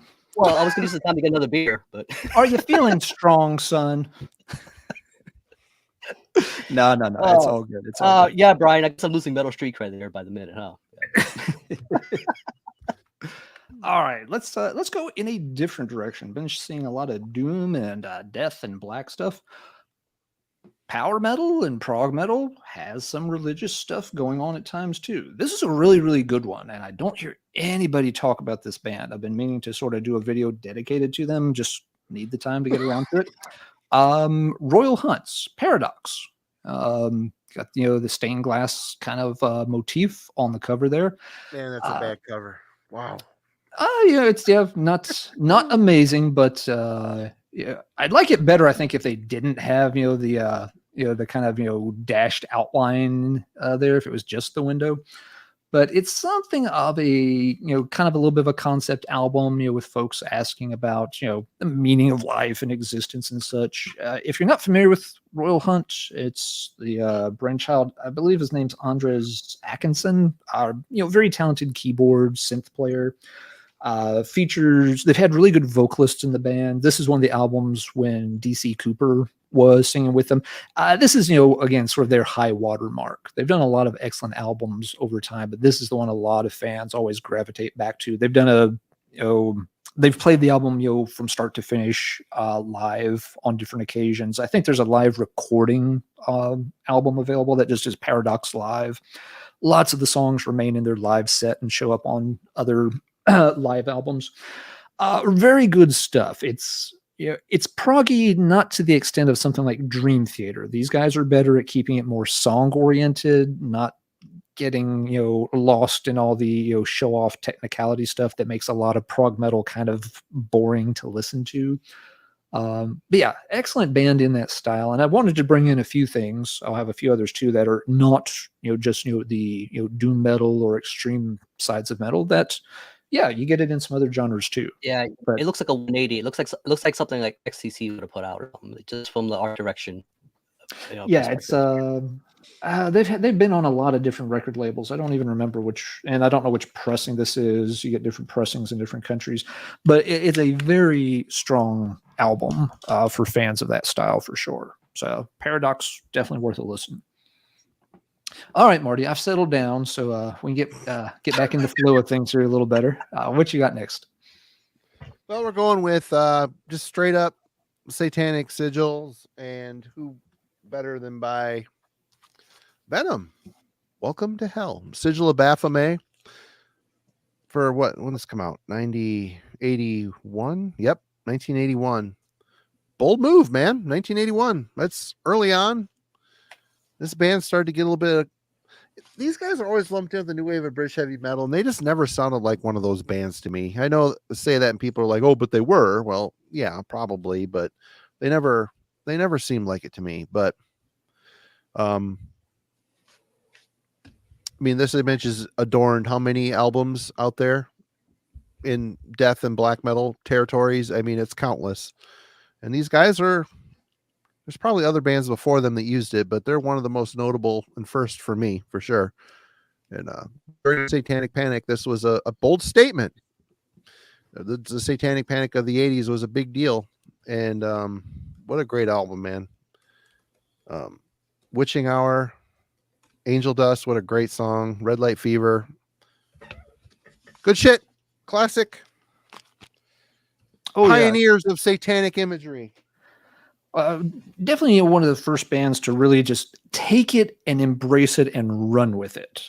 You had bands, of course, even back in the late 60s and the early 70s that would incorporate occultish stuff, but it's almost like a lot of them tried to be a little bit coy about it. They didn't want to go too far down that lane, so they wanted it to be like a little more abstract, or they wanted it to be a little more academic about it.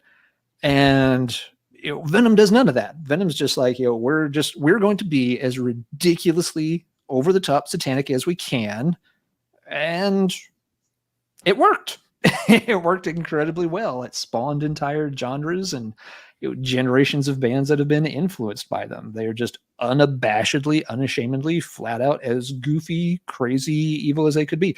Just putting, the little snippets of lyrics on the back cover. If the front cover is not enough to drive people nuts, they had, the little, song snippets telling a story from one album to the next. We drink the vomit of the priests and sit at Lord Satan's right hand and all this stuff.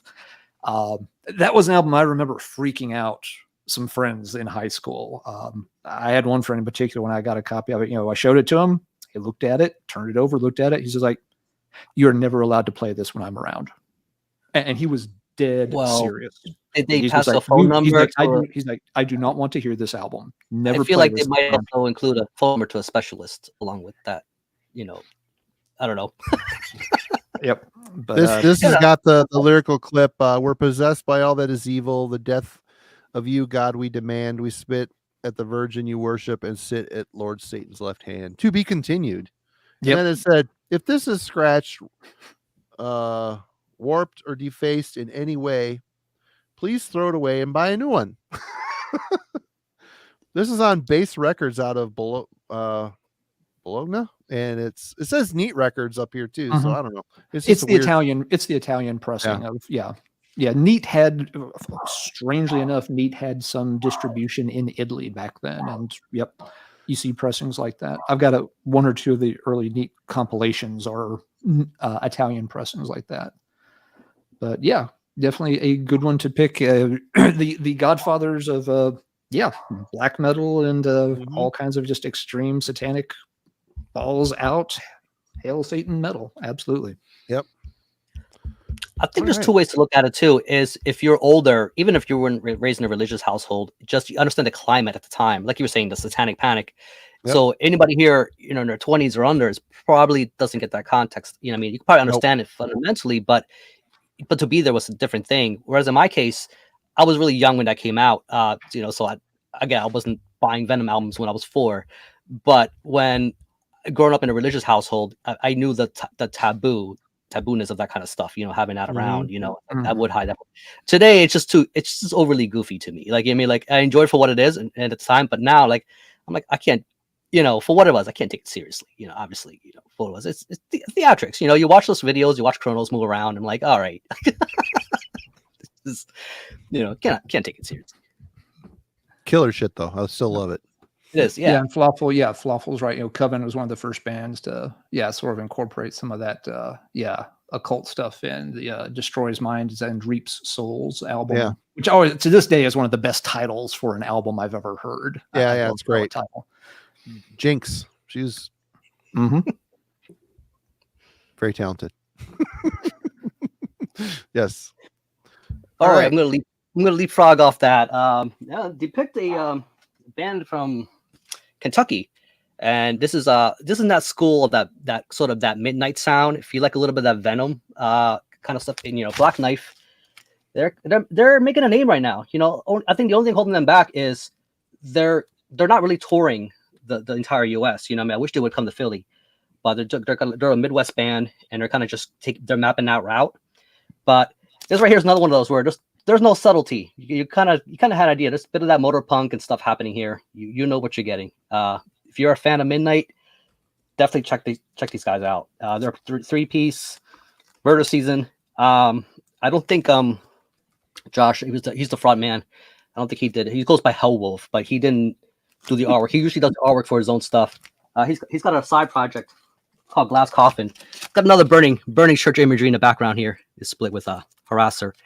So it's it's one of those where being a guy, I'm very visual. I like the art and stuff, and I look at stuff like this. It's quite comic booky, quite goofy, but obviously there's a certain kind of trigger that they're trying to get with people with this at the same time, But in my mind, it's just all in good fun, what I mean.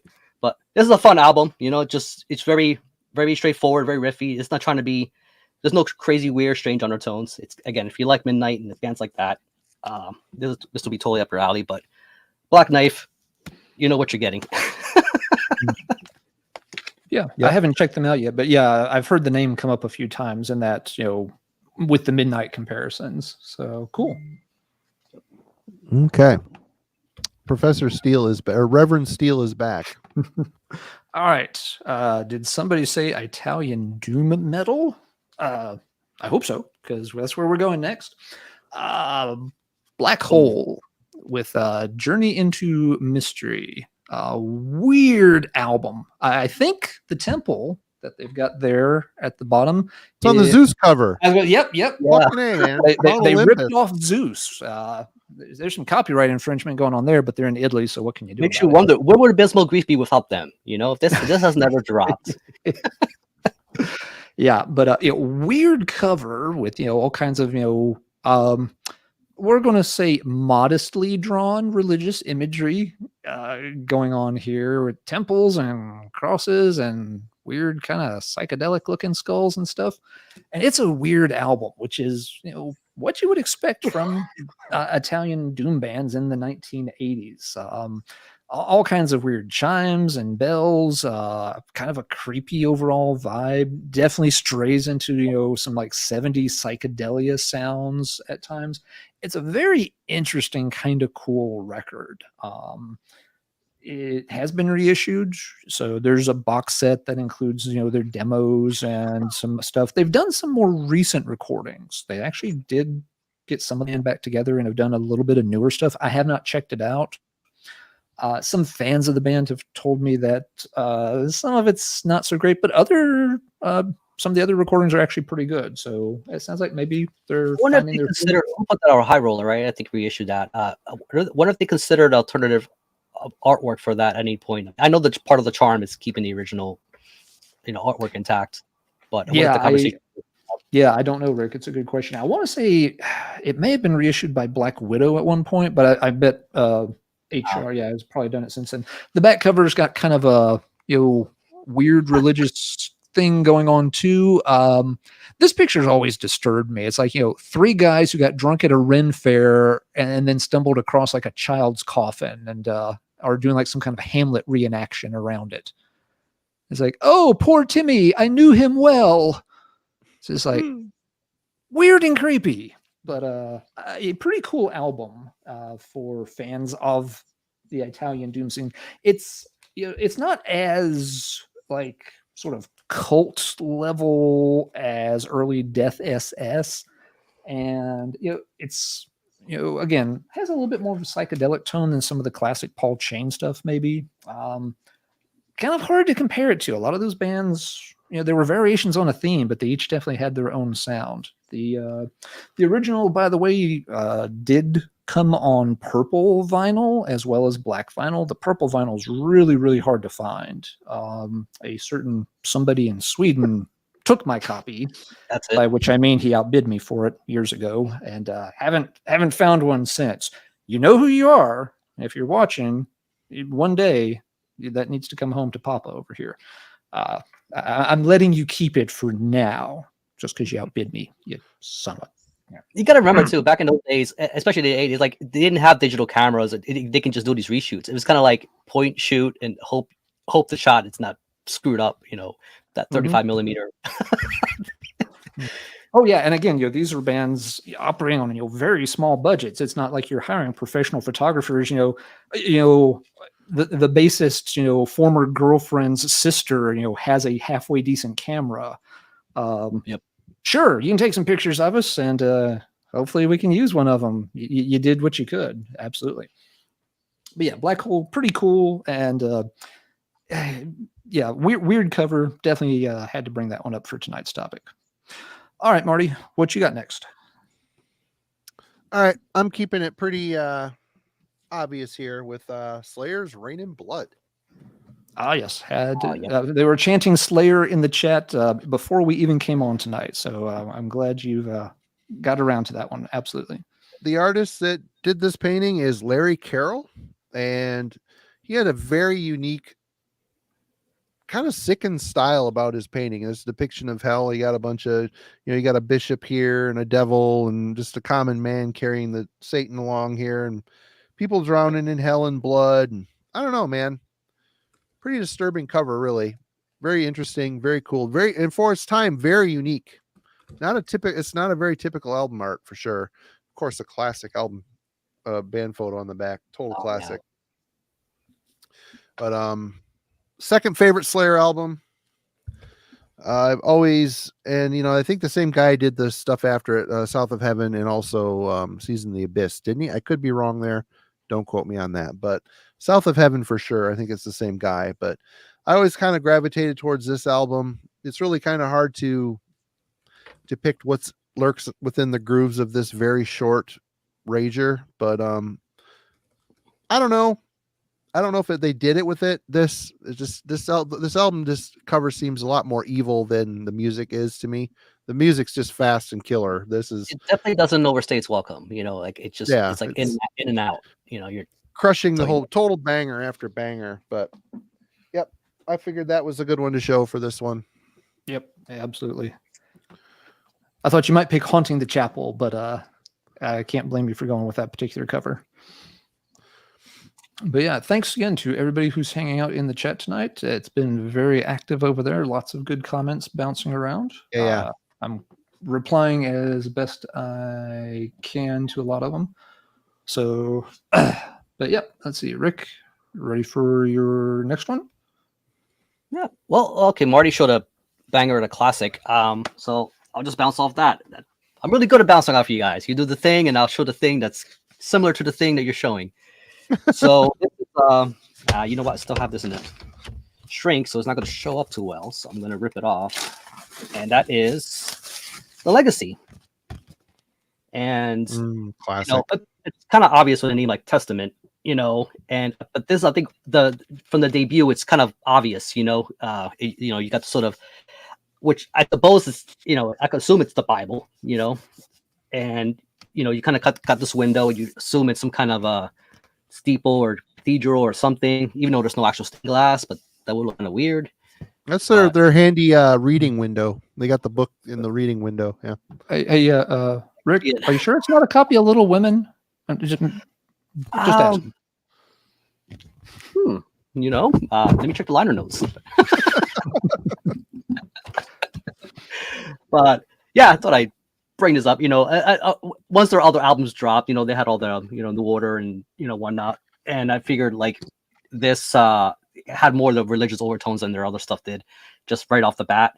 Even though, I mean, I would not to confuse them with Striper or anything like that, you know, obviously.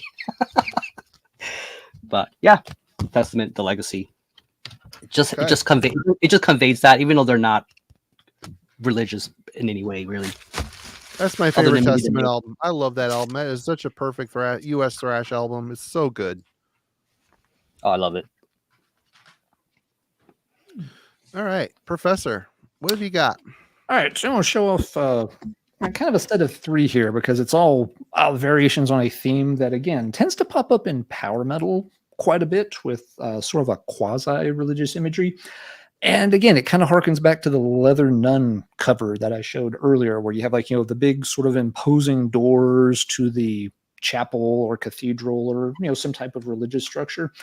And you see this done in a lot of albums. One example is, you know, Camelot's The Fourth Legacy, where there's, you know, going up the steps to, you know, some kind of, you know, temple of enlightenment or mystical something or other. That's a good album. Very, very good album. Excellent album. Nocturnal Rites, third album, Sacred Talisman, very similar theme, you know, maybe a little bit more of a, you know, medieval temple kind of thing. But once again, you know, overtones of whether it's, you know, religious or mystical or a little bit of both.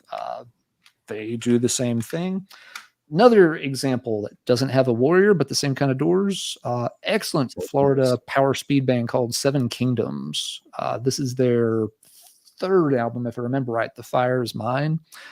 For fans of like classic Blind Guardian, should definitely check this band out. They're currently working on a new album. I think they've got a Kickstarter going. They, I don't think they have a label at the moment, so they've been trying out sort of like a Kickstarter thing to help fund for recording costs, and it got off to a very good start. Excuse me. Band definitely has, you know, a good fan base. I've seen them live once or twice. They're very good. Yeah, if you want to hear an American band do classic Blind Guardian like power speed, this is where you want to be. They're still female fronted, right? I think they had a male vocalist at one point, and then the first album had a male vocalist. I forget his name, and to be honest, the first album is pretty nondescript. Sorry. But yeah, on the second album, they switched to a female vocalist, and I'm drawing a blank on her name at the moment. What's the name of that one, Alan? This one's called The Fire Is Mine. It's their second album, or sorry, it's the third one. Personally, I would probably recommend either album number 2 or album number 4. The fourth one is called Decennium and is really, really good. It's got a Lovecraft inspired song called Rats in the Walls. That is an absolute banger. Let me check on the title for the other one for you real quick. And also look up her name because we actually have met her, my wife and I, at the show. She was very, very Really? nice. Yeah, she actually gave my wife a free copy of their second CD because they just got to chatting between shows between other bands playing. Melissa didn't even know she was like the singer for the band. So yeah, she was really blown away. Yeah, the second one is just called Seven Kingdoms. It's got kind of an orangey cover with like an angel with a big Thor's hammer kind of thing on it. Excellent album. Her name is Sabrina Valentine. Very good vocalist, has a very strong, powerful delivery, but not rough and gritty, in the style of, Chastain or Crystal Viper, but not a light, pretty, airy or operatic voice. It's nowhere near, the Nightwish camp of power metal. This is, like I said, this is like early Blind Guardian with a really, really good female vocalist. So definitely worth checking out for fans of that style. But regardless, and the fourth one is called Decennium, and they have scheduled a full length called Zenith that is scheduled for a release in June of this year. Huh. And let's see, it's being put out by something called Distortion Music Group, which again may just be their own product, because as I understand it, they were having to sort of raise funds for the release themselves. Well, it must have went well because it's already at the plan if it's scheduled for June. Yeah, hopefully that's optimistic. But regardless, all these, you see this motif in a lot of albums. The big temple doors, the hero or heroine looking to enter for enlightenment or fulfillment of some type. So again, different play on the religious imagery in the power metal vein. So I wanted to break out some of those. Cool. All right, over to you, good sir. What you got next on your stack, Marty? I got one more satanic. Well, two more maybe. Anyway, De Mysterious Dom Satanus. Very minimalistic design. Never been a huge fan of this cover, but that is actually a church in Norway. I'm thinking it's in Oslo. I don't know for sure, but they didn't even do much to distort or pervert it. They just took a picture of it, changed the color scheme, slapped it in. The logo is the main focus of the album, but I mean, everybody knows what this album is. Does it size up what's on the album? I don't know. It's just an iconic image at this point. I don't necessarily love the cover, but it was a church, a big fucking church too. This thing is huge. I've seen like real pictures of it and people like doing vlogs, black metal people like going to it like a pilgrimage to see it, which, man, I don't get that. I don't get that level of fandom, but whatever, to each their own, right? And yeah, super minimalistic design. Can't say I'm a big fan of it, but I do love the album. My favorite Mayhem album with Attila. I always preferred Attila to Dead. I know that's a lot of people don't agree with that either, but I'm a big Skinny Puppy fan, and Attila obviously. I guess that was that better production too. You compare that to like Death Crush, it's like night and day. Death Crush to me, I can hardly listen to that record. It's so sloppy and young and just not. I don't know. Again, people don't like it when I say things like that, but it's true. This is much better produced. The drumming's amazing. Varg's bass work is tasteful, and I love the riffs. And Attila's vocals are fantastic on it. I love it. Very much Nivik Ogre inspired vocal style. Mm-hmm. Yep. Yeah, no, definitely one of the iconic church images from the black metal scene. So glad you had that one in the stack. I don't have a physical copy of it anymore, so I didn't pull it, but I knew one of y'all would. Yeah. I got a picture disc version of that. Oh, sweet. I wish I would buy more picture discs if they would put them in covers. I just don't like. Yeah, that's one of my complaints. Yeah, definitely. All right, Rick. So let's do. I know what I wanted to show, and it is here. Oh, let's do this one. So this is Ex Dio, 13 Years of Narrow. So a lot of you may not know. So this is a Canadian band, which is Cataclysm. Yeah. part of Cataclysm. Yep. And it's like a cool side project of theirs, because every one of their albums is kind of like a chapter depiction of Roman history. And so this is their latest one, and obviously it's about Narrow. And there you go, 13 years. So you see the burning crosses there. So you don't see an actual burning church, but you see the burning crosses. Yep. And here, as you all know, it's like, so it just kind of talks about the history and depicts the persecution with the whole thing going on. What's cool is that if you look over here, it's kind of laid out. So you got the the fall of Claudius, Imperator, head of the snake. So every chapter, it's like a piece of that history. Obviously, everybody knows the fiddle and the fire. You know how supposedly when it was falling and he eventually committed suicide by putting a knife in his throat. And but it's just I guess you call it a more symphonic version of what Cataclysm was. These guys it's a little more melodic, a little more grandiose, and everything going on. And I definitely, if you like Roman history, this is kind of a cool way to digest some of that. I know there's the what do you call it? There's the Romulus album, there's the Caligula album. So there's like a piece of the chapter. So, but this is another one that goes way, way, way, way back. It's interesting that they sort of they hinted at, because Nero was notorious for taking Christians and dunking them in lamp oil and lighting the streets of Rome with burning Christians on a post. So it's kind of interesting they went for the flaming crosses, and they censored themselves a bit. If there could have been a person on those crosses, it'd probably been a lot more grim. That's probably why they didn't do it. True. Anyway. And they know that look. I mean, you know what you're getting with that sound. It's a little bit of that Flesh God Apocalypse, Septic Flesh. It's just like, if you like those bands, it kind of runs in that vein. So, yeah. So, XDO. So this is the latest one. So, would you recommend that stuff?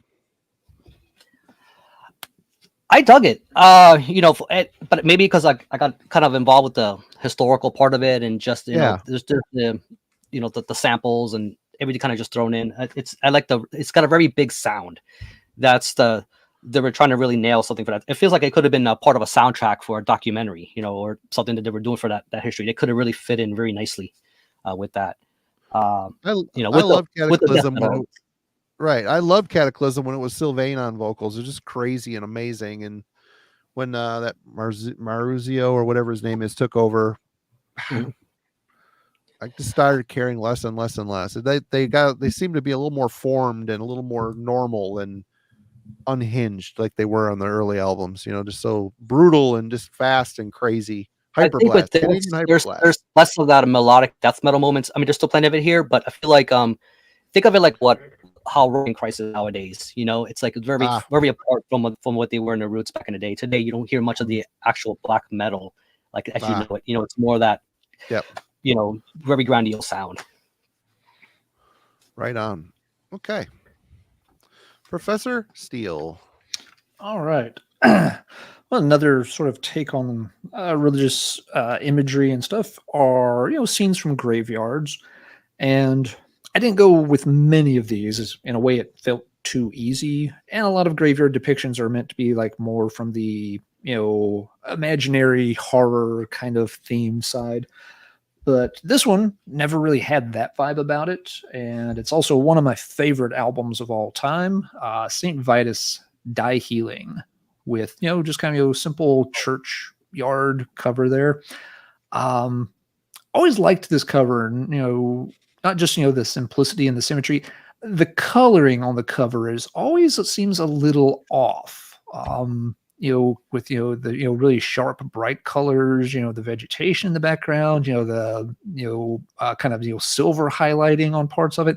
It always feels very weird when it's juxtaposed against the very dark black and white photograph. Those black and white photographs when you color them in, like it kind of looks like that. Yeah. I don't know exactly what they did in terms of tweaking the image or whatnot, but yeah, it has a very cool kind of effect. It's not like it makes it look more evil or menacing or anything, but it's just, yeah, the color, tells you that, something's, just a little bit off. And, it's a doom metal classic in my book. I like almost all of St. Vitus's stuff, maybe all of St. Vitus's stuff. I'm hard pressed to think of any that's bad. You, of course, have, some albums with Scott on vocals and some with Wino. I like both, but I definitely prefer Scott's voice. And I get it, some people really, really love Wino. He's great in the band. There's nothing wrong with the Wino material. But Rieger's is just on another very inhuman level at times. And this is just him at his most unhinged, his most deranged, his most just creepy. His voice really does, to me, it's the sound of somebody in a straitjacket, locked in a padded room in the basement of Arkham, and they have forgotten about him, and there are bugs starting to crawl through the broken chips in the wall, and shit's going real bad down there. Chandler's guitars always are, again, add this, very, creepy element to it as well. It can sound kind of trippy and psychedelic, but also very, kind of, again, grating in the good, creepy kind of way, really otherworldly at times. That's the thing about with Wino. I didn't get the creepy as much. He's more with the boogie kind of stuff. Like I figured he was a little better with that kind of sound when it came with those kind of songs. That's a good way to put it, Rick. Yeah. Wino's vocals are great, but no, he doesn't have that, he can have, he has that morose quality, the deeper kind of voice that, can have that kind of downtrodden thing that works well. But no, he doesn't have that just schizophrenic, mentally disturbed kind of range of emotion that Scott has when he's behind the mic. So it's a band that's been blessed with two very, very good vocalists who just operate in two different ways. But someday, I'll sit down and try to work out, top albums or 10, 25 most favorite albums of mine or whatever. This will be in the stack. Whether it just misses the cut, I don't know, but it will be in the conversation. The tracks on this are just fantastic. If by chance anybody has not heard that one from St. Vitus, it is a masterpiece of doom metal. Even in St. Vitus's catalog, which is chock full of great stuff, that one is amazing. Well, like you said, with the way the color is, I just feel like it adds to that, that lo-fi fidelity. I think it helps add to that, just that dark, that darkness to it. It's simple but effective. It's got dark elements, but the color just it tells you something's just a little off kilter there, not in an evil way, but there's something strange going on, and that's very much what Rieger's always portrays with his vocals and Chandler with his guitar work. It's amazing stuff. But enough about St. Vitus. Let's see what Mr. Marty has for us in store. I'm going to move away from the obvious religious. I'm going to go with paganism for this one.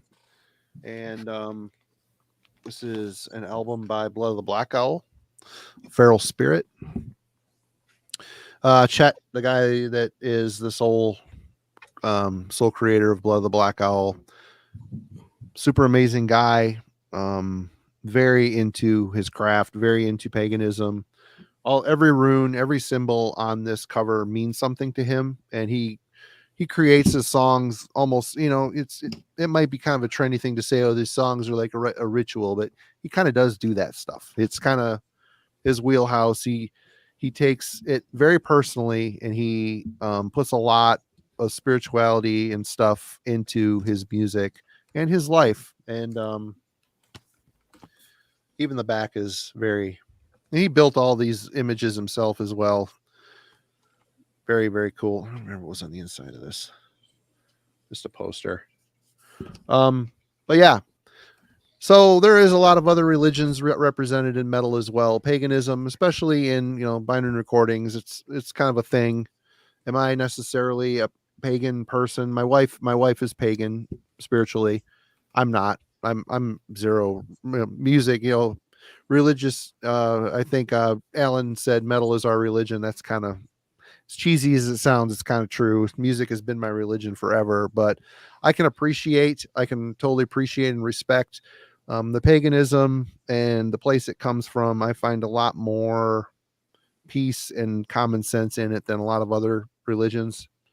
It's very much nature based. And just to jump off the point, like where metal is our religion, it's like the one place I shop at, Vinyl Altar. It's like they have an actual altar and they have photos of deceased prominent metal bands, and it's just very fascinating. Like, I don't know anybody else that's doing that. Right. No, it's very cool. And you don't have to pollute yourself constantly with evil imagery and stuff. There's other options out there as well within the heavy music realm. And Blood the Black Owl, very cool. Check them out if you're into more experimental, ritualistic type stuff. Rick. Very cool. Okay, I'm going to move away from the non-obvious too. So I decided I was going to pick something else, but I figured I'll jump off that. So everybody knows Nile, and what? Oh, you bastard! No, I'm not going with Nile.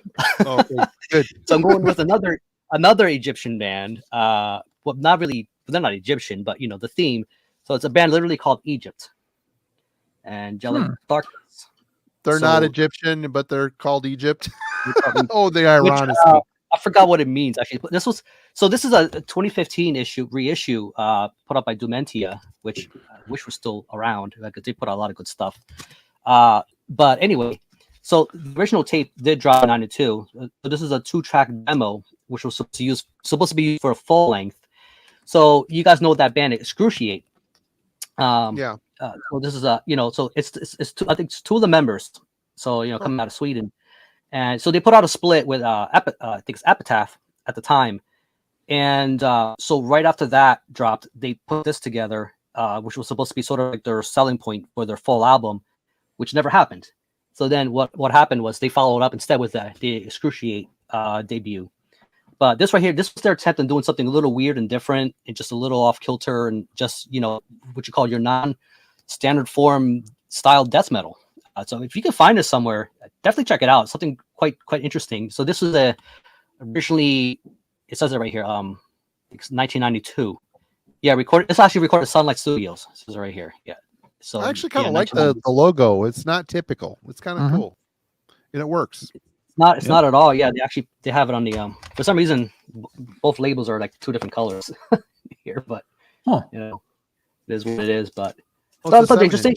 Cool. It's different, and and the Egyptians were very ritualistic and very spiritual and all that stuff, and this is another other side of the world and very different kind of culture. It's very interesting that this band decided to take this years before Nile came on the scene, or before they put out their debut. But there was another band that had an Egyptian theme happening for Coffin Tex and any of those guys. But there you go. So, Rick, would you say they walked like an Egyptian? There's a little bangling going on in here, Bangling. Bangling. Alan. All right. Got to do at least 1 or 2 more Doom classics along the way. One of my favorite bands. I've geeked out over them quite a bit at times. Pentagram's Day of Reckoning. This is their, technically their second full-length album. They, of course, had a very long career back in the 70s with some singles and tons of demos and things, but didn't actually get albums made until the 1980s with a very different lineup and a very different sound by then. I've tried to find out what is depicted on the cover of this. It's obviously the inside of some kind of religious structure with, tombs and stuff. I have not been able to find anything in the liner notes. I've looked at a couple of different pressings I have, and there's no details given in the art credits. I poked around some online, did not find it. So, hey, if anybody in the chat happens to know if this is inside a particular cathedral or whatever, hey, let me know. I'd love to know. It's a good album. I don't think it's as good as the debut album, but it still has a pretty solid track list.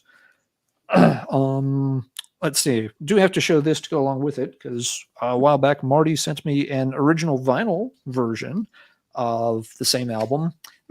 Cover's only been slightly modified. This was a radio station copy, and apparently they didn't care for it very much because they basically just wrote sucks, sucks, sucks. Oh my God, sucks. In different colors, in different color markers. It's very creative. Yeah, they went to some effort to actually work this over very thoroughly with several comments denoting how much they did not like this particular album. It actually says down here something like boring. This LP is ultimately boring. It could never stand up to a metal show. It's slow psychedelic 60s acid rock like Old Sabbath. Yuck. Whoever wrote this, I hope you're ridiculous. I hope you enjoy the Taylor Swift concert you're going to this weekend that you spent, all your Coke money buying tickets for. You go do that. Shine on, you crazy diamond. Was the vinyl in decent shape? It was. The vinyl is in decent shape. If this had a brand new cover with it, this would be a very expensive record. Yeah, but it's very fun artifact that shows not everybody always has got Pentagram. In the 80s, this was a band that didn't get a ton of attention outside their local scene. They really didn't get they always had an underground following, but it really wasn't until the Relapse compilations came out in like the very early 2000s that the band got exposed to a wider audience and people really started diving deep on them. But those the 80s albums, the first one in particular, really good. That one's not bad, but it's not in league with the debut, but still a cool album. Okay.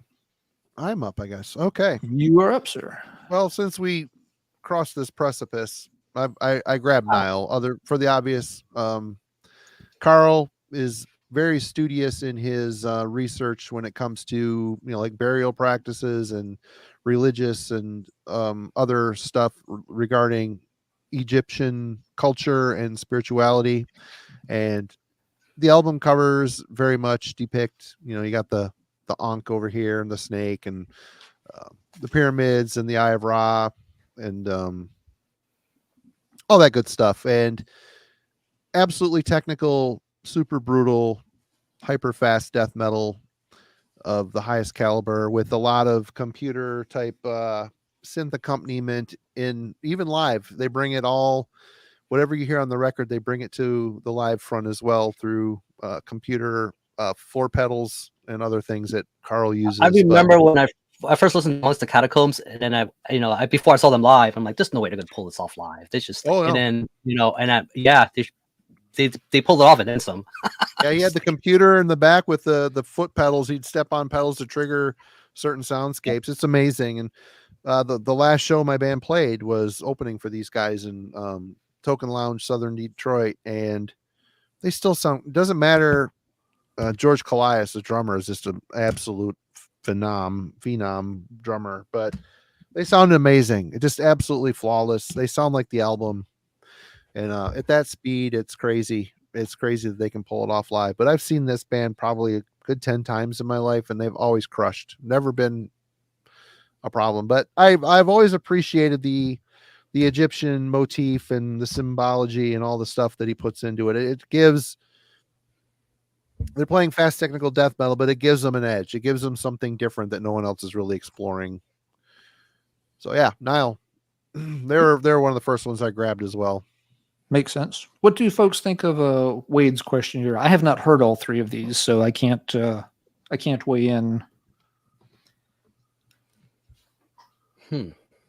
What would I of those? Well, I love the second Naglfar album. It starts with an S. I can't remember. It's crushing. Great. All three of those are great. Would you all recommend between the first Ruins, the second Naglfar, or man, I'd say all of them. They're all great. Yeah, that's a really tough one.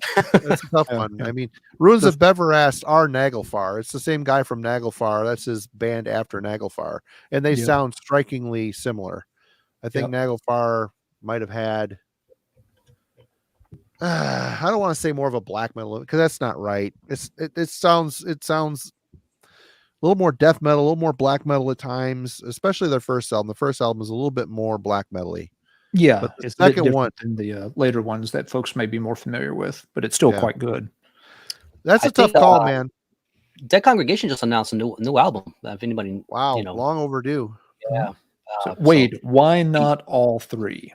There you All go. three. I would say all three, but if I had to choose one, I would say the second Nagelfar. There's like a bass break where the music stops and this really dirty bass kicks in. Holy shit. It's just, and then when all the speed break comes in behind it, it's just absolutely crushing. Absolutely great record. But all three, get all three.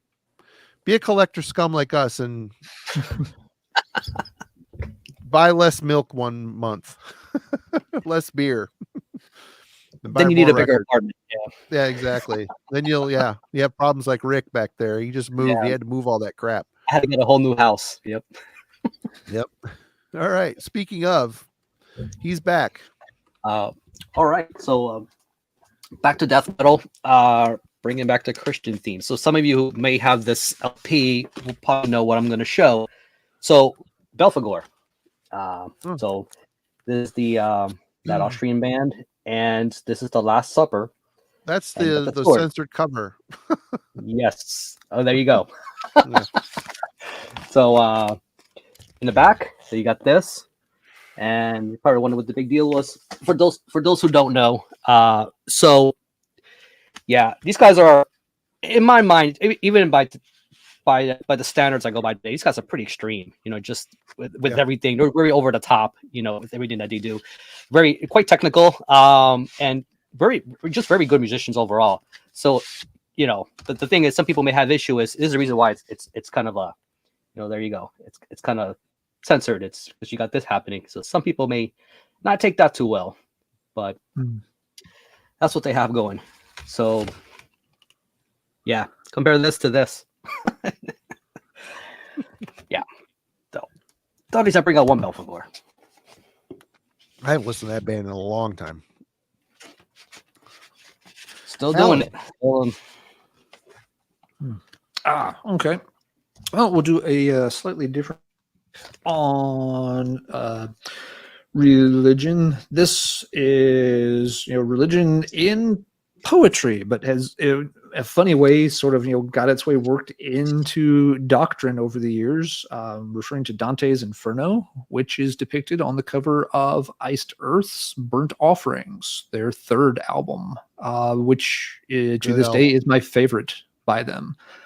So yeah, you've got you know, Dante, you know, and his guide, you know, depicted there in the back. This is, you know, sort of the climactic scene where they've made it into the ninth circle of hell, and the innermost ring. You know, Dante's whole Inferno is kind of adding, you know, like a structure to hell of, like, you know, basically sort of, you know, different ranks or levels of sin and what happened to, you know, people after death when if they had committed, you know, that particular type of sin. This is where, like, the idea of, you know, the woods for the suicides comes from, and where, you know, the innermost circle of hell is actually frozen, and where is reserved for those who are traitors.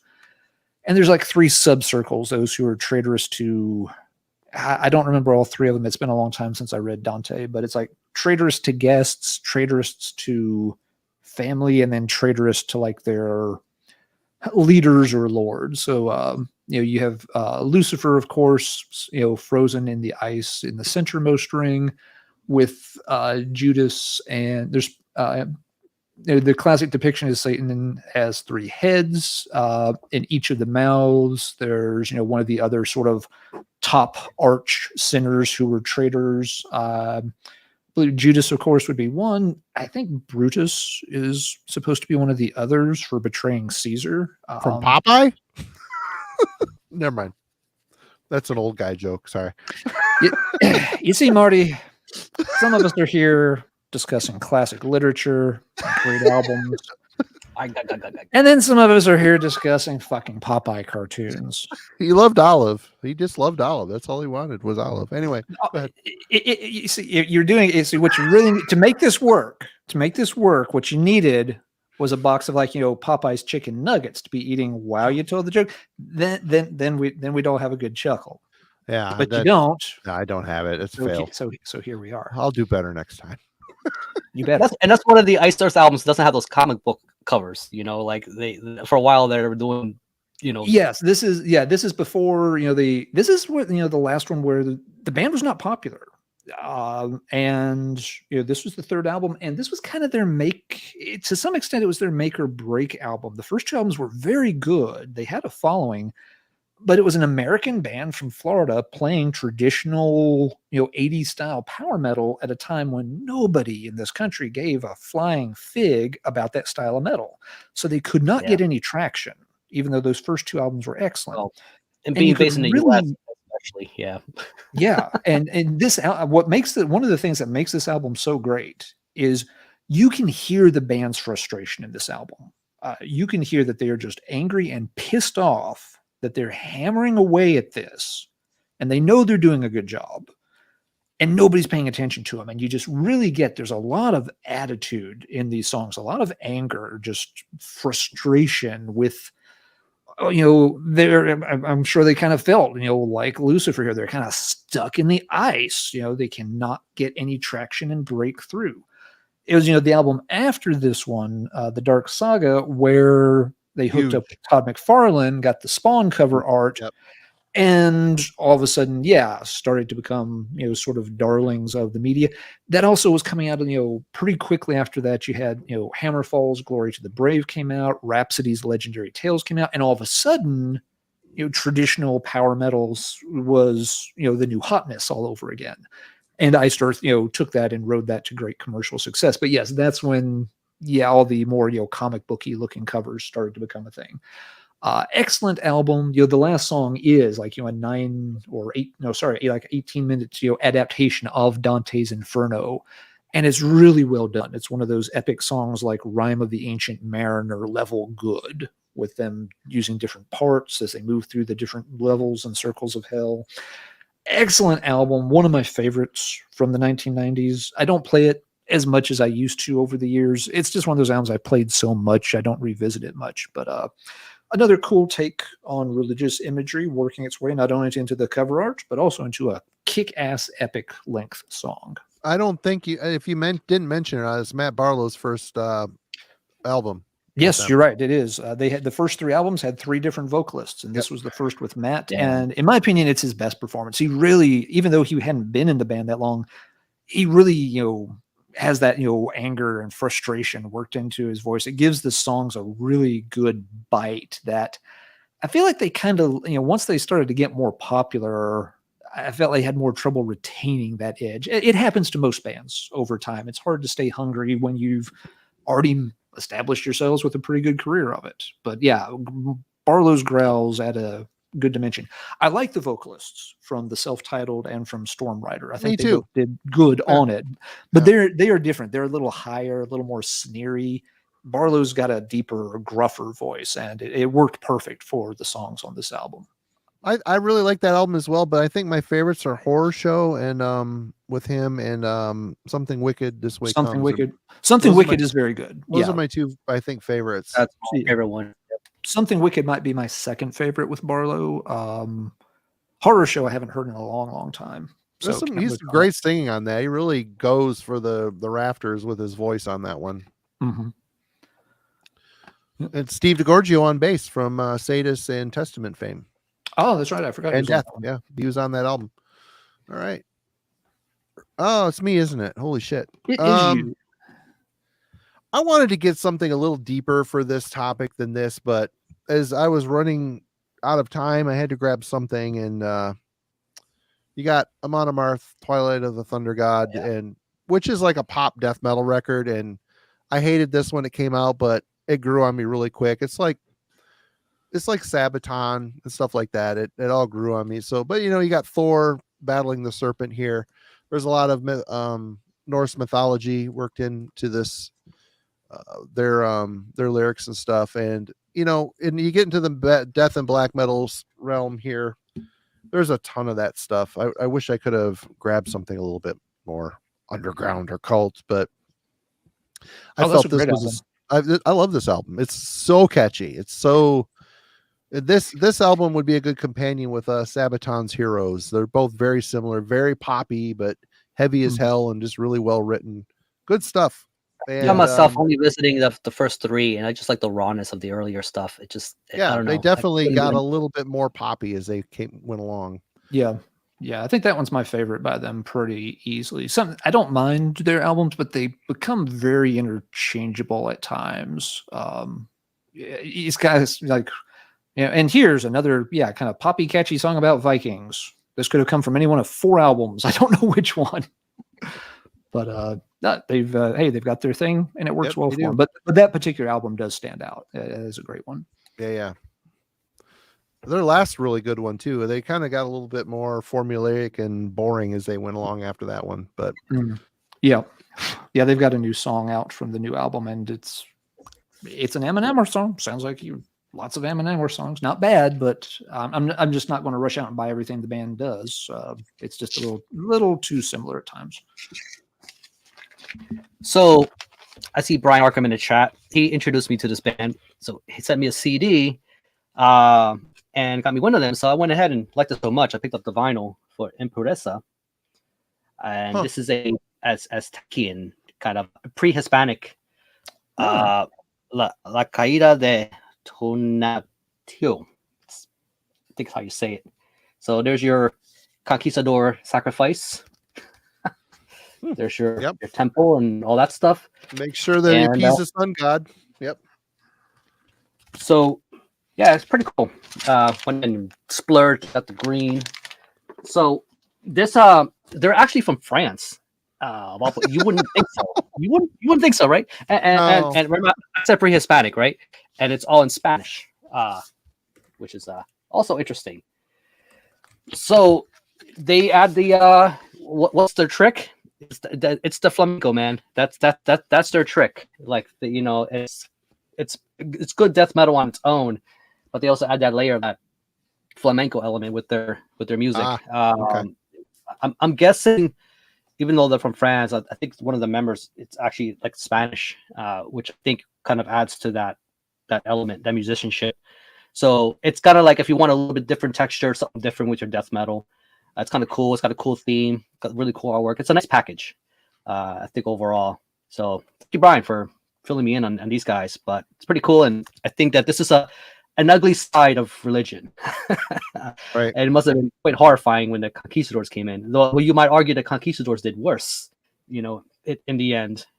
But, just another horrible side of history depicted here. Cool album cover. Mm-hmm. Cool. Yeah, it's pretty awesome. I like the perspective, and it's cool. I want to poster this. So if you want flamenco death metal, pick this up. Right on. All right, Alan. Yes, yeah. Carl just mentioned the Chasm. I thought about pulling the first Chasm album. For this. I don't think it's in my stack, but that has that same kind of and that definitely goes into the sort of Aztec and occult mysticism side of religion. So that would have been a good pick. So a lot of those Twilight Circle bands. All right, next. This is one I just picked up recently. Rick, I think you recommended this to me a while back, and I found it on a cheap distro and picked it up and have liked it quite a bit. Were you the one who recommended By Fire and Sword?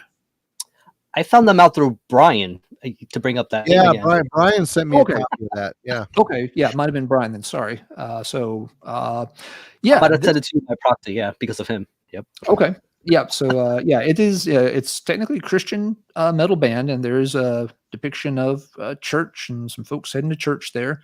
Not necessarily the best cover painting I've ever seen, but he gets the point across. Musically, this is kind of your new wave of traditional heavy metal stuff. The band's from Idaho, which is a sentence I'm not sure I've ever said before. So let's enjoy it for a second. The band is from Idaho. And they definitely, there's religious, overtones in the lyrics and stuff, but the music is very kick-ass. It's very heavy. It's got kind of an production to it. But the opening track alone, Testify, is worth the price of admission. This has, just a killer riff to it. Really great chorus. The singer is kind of unique, not bad, just a different kind of voice. He tends to have a thing where there's usually at least like one verse or pre-chorus where he's kind of talking more, and definitely sort of like in a.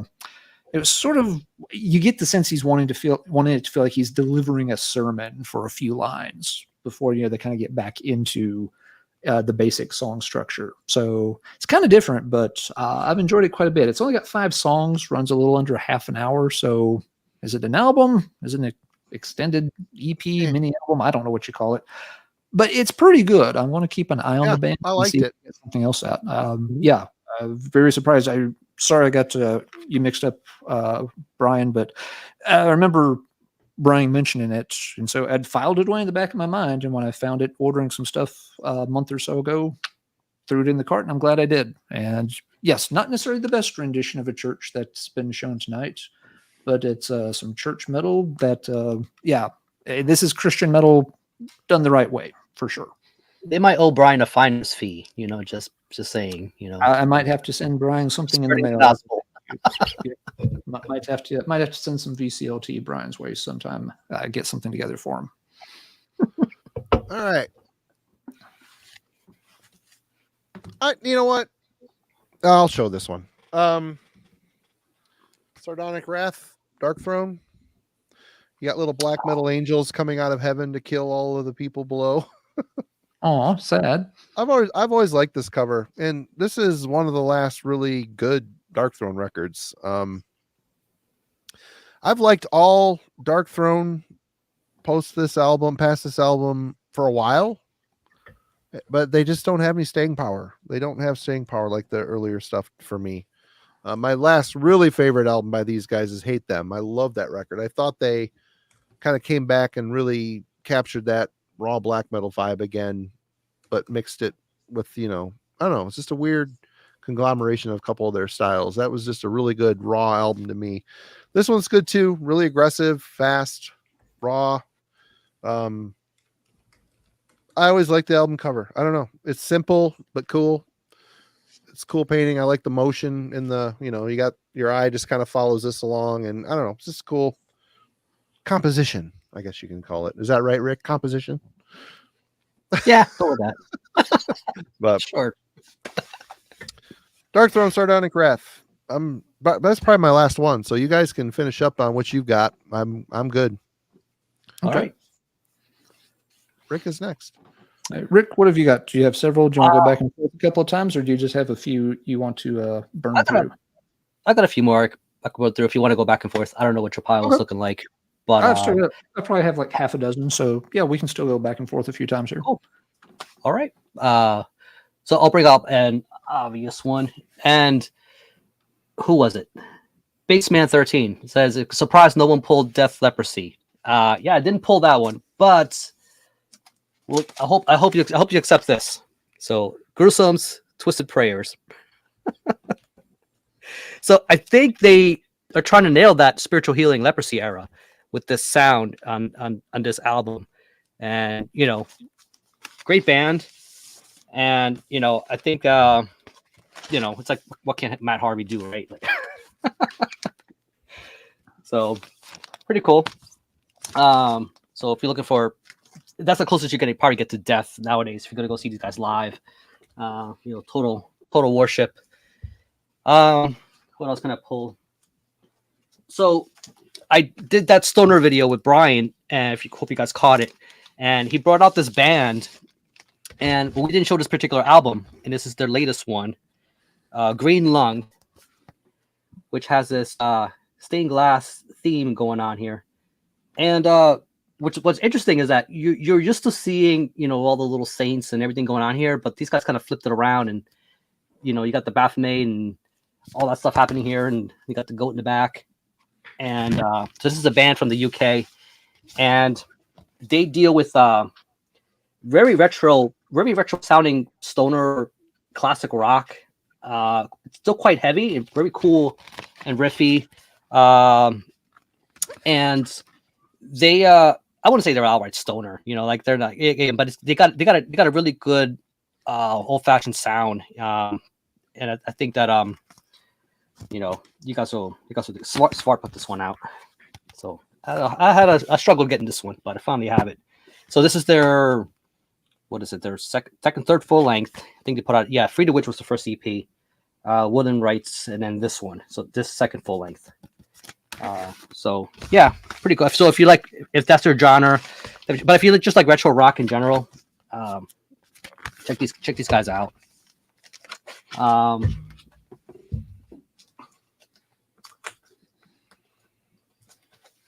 This one, the latest one from Possessed. Some folks were asking for Possessed earlier in the chat, so yep, good pull as well. Seven Churches is kind of obvious, but I figured I'll just pull this one. A little more fidelity, something interesting going on with the visuals here. That iconic logo in itself could just tell you a whole lot. But yeah, I mean, the problem with this album cover is Ghosts kind of ruined it for me, because when I see something like this now, I think fucking Ghost, just because especially their latest album, they got just all this stuff going on and happening here, and this is what I think of when I see this album. It's pretty cool, and I actually have a poster of this cover all framed up, which I don't know where I'm going to stick that, but I like it so much. But man, yeah, they still got it, man. It's a great band. Yeah, and a really good drummer on that album too. I love all the rototom destruction on there. Very cool. The lyrics though leave a lot to be desired. Sarah isn't really a really great lyricist, but fortunately, it's not the most important thing when I look for it. No, it's in music. So I can look past that. Yeah. So I'll let Alan do his round. All right, Alan is up. All right, so a little bit of a speed round here. Let's do one more obscure vinyl one. Oh, Ryan, that's a good suggestion. Sin After Sin. I've got a Judas Priest here. Haven't got to it. Yep, we'll burn through a few here. But this is a goofy one. It's technically a single, but it's kind of oversized. It's from an older Christian metal band called Final Assault. And the shape is kind of meant to be like in the shape of a religious scroll, with some religious text there. It's one of those old weird shaped picture disc things from the Ironworks glory days and Chop Shop, where they made all kinds of wacky shapes of things. The band's got an anthology CD that was put out several years ago, so you can check their stuff out there. The single is a real pain in the butt to find, but I thought it was kind of a cool item, so wanted to track that down. Let's see. We'll do a couple more vinyl ones and then throw it back over to Rick. Did somebody say Italian doom metal? If so, hopefully they said Requiem, Via Crucis. I guess technically their only full-length studio album. They had the Ex Voto EP, and then they did a live album that's incredibly good. But yeah, this one, Via Crucis, really good album in the Italian doom vein. Again, a little more song-oriented and straightforward than, say, Death SS or some of Paul Chain's more esoteric stuff. Doesn't have the same psychedelic weirdness or 70s prog aspirations of the Black Hole either. Just a really solid doom, but still has those odd, weird qualities that you want in your Italian stuff. Really, really like Requiem. They're one of my favorite bands in that style. Let's see, two more vinyl ones, and then Rick, I'll give you another round. This is a newer band in doom metal circles that's doing a lot of playing with religious imagery and themes and stuff. Kind of a little bit of a Reverend Bizarre influence into what they're doing. It's Purification. This is their first one, Destruction of the Wicked. So yeah, they're using some of the religious imagery, but they're also kind of coming at with the the goofy Witchfinder general type pseudonyms and playing into the whole chaos and destruction of the end times and all of that. They've been churning out a lot of albums. This one just came out around 20. I didn't know it's the same guys. I used to be in a band. I used to like a band called Troll, and then it turned into those guys. Okay. They ended that and it became Purification. Yeah, on this first album, yeah, it's just like two guys with like a bass and drums. There's not really even a guitar to it. They've since added a guitarist, but they're already on like album. I've got one, two. I think they've already released their fourth album. So there's they're cranking out a lot of stuff. They're from the Pacific Northwest. I forget if it's Portland or Seattle or somewhere in that neck of the woods, but kind of cool stuff. And last vinyl one I'll show for the evening, because it's me, got to do one last new wave of British heavy metal. There is a church there in the background of the good old fashioned Fictions Green Eyes EP. So absolutely got to show that one off. And He looks a lot like you, Al. I think I've seen that picture somewhere before. Somewhere. Yeah. And for the collector fans out there, this is one of the purple vinyl copies. It came on black vinyl and purple vinyl. There are references in some old collector guidebook to green vinyl copies. I have never been able to confirm the existence of green vinyl, and I'm 99.9% positive at this point that it was just a typo. If anybody's got a copy on green vinyl, prove me wrong. The green vinyl would make sense. Green vinyl would have made sense. Yeah. One thing you have to remember with colored vinyl back in this day and age, it wasn't like a premium thing. It was basically a way to lessen your production cost. That when you went to the pressing plant, if they had leftover colored vinyl mix from a different order, they would give you a discount on your order if you'd let them use it up. So, Crucifixion or Neat Records could go and say, like, hey, sure, use up the rest of that purple dye and we get 5% off the the pressing cost. Sure, we don't care if some copies are done on purple vinyl. So it's not like they ordered it on purple necessarily. It's more likely that the pressing plant had done something else on purple vinyl and they still had some stock left over, and they're just like, yeah, sure, if it saves us a few bucks, do a few copies on purple. Huh, yeah. But yeah, so those are the vinyl ones. I've still got a small stack of CDs, but Rick, toss it back over to you and let you burn through some more. Another super obvious one. Somebody brought it up in the comments, but Dio. I was 3 when this came out, so I couldn't have discovered it till many, many years later. Killer album cover. Still one of my favorite records of all time. My favorite singer of all time. Oh yeah. This one right here. So this is one that's not very familiar, but it's a brand. So there's different brands of Doom. There's a certain kind of Doom. So this is Tell. The album's called Low Life. So you can see the little church there, and it looks like a middle of nowhere kind of town. So this band's from Virginia, and they play that brand of sort of that Wind Hand Yob kind of stuff. And as a matter of fact, was it Garrett Morris, the guitarist for Wind Hand, produced this album, and I really dig it. It's got quite a lot of atmosphere. It's got a lot of really good like harsh moments, a lot of creative drumming, but this is one of those albums you put on, and just kind of you got to give it some patience, but I think that it pays off, and this is one that I never ever see anybody bring up. Never heard of it. Yep. Yeah, I'm not surprised. This is one. But if you like bands like a Mastodon, particularly like their middle era stuff, I think that this is definitely something that you would enjoy. But again, it's a particular brand of that sort of more of that progressive kind of doom. I think that you might dig. Another one here is now. The thing is, I did the Easter video, and I think I offended somebody because I killed the Trix rabbit. So I might have lost a subscriber. So I'm bringing back to Jesus with None So Vile. Yep. Classic album. This is something technical. Brutal. I mean, this is it. Yep. This will Lord scratch Worm's that vocals were sick back then. Crazy. Oh yeah.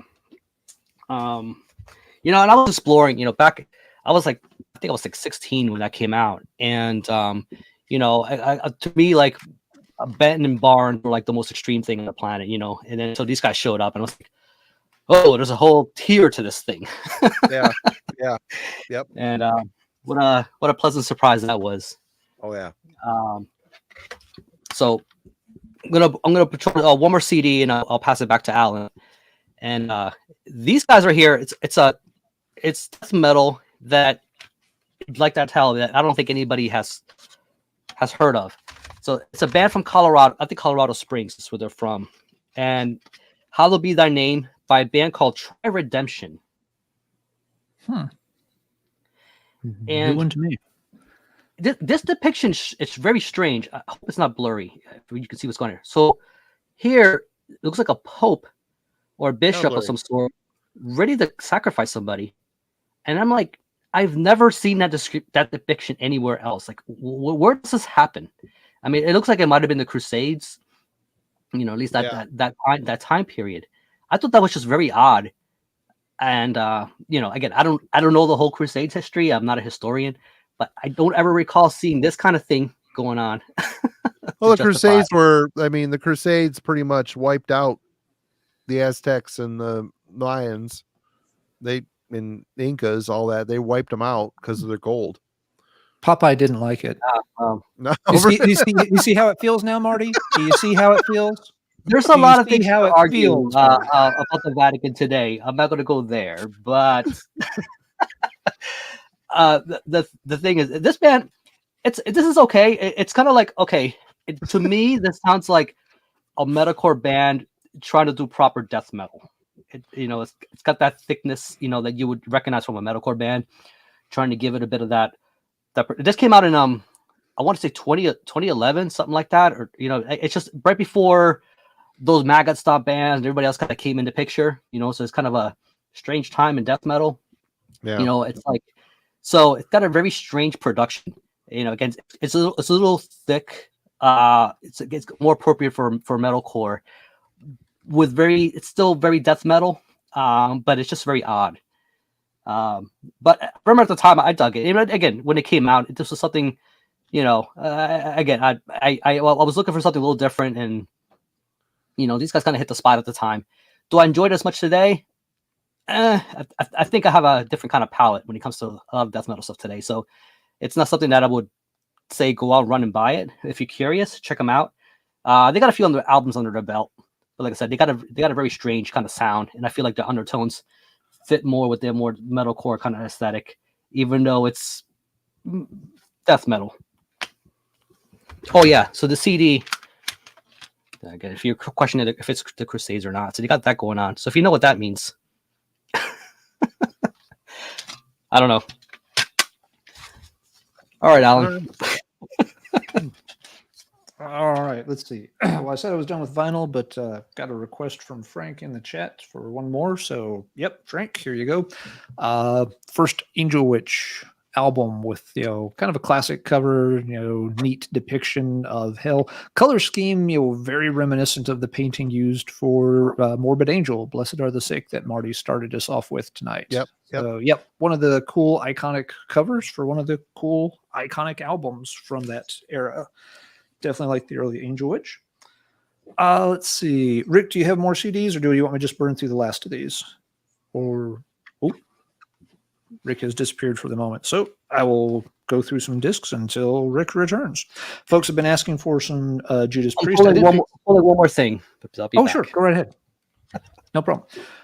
Folks asked for Priest. I didn't pull Sin After Sin. I pulled instead Sad Wings of Destiny. For classic cover. Classic cover. This was an album cover I remember seeing even as like a little kid, long before I was listening to any kind of rock music or anything. I just would see this sometimes at record shows when my dad was going around looking for his golden oldie stuff. And just, I was always really captivated by the cover image. And, years later, once I heard the album, was very pleased to realize the music lives up to the cover. It's a classic, of course.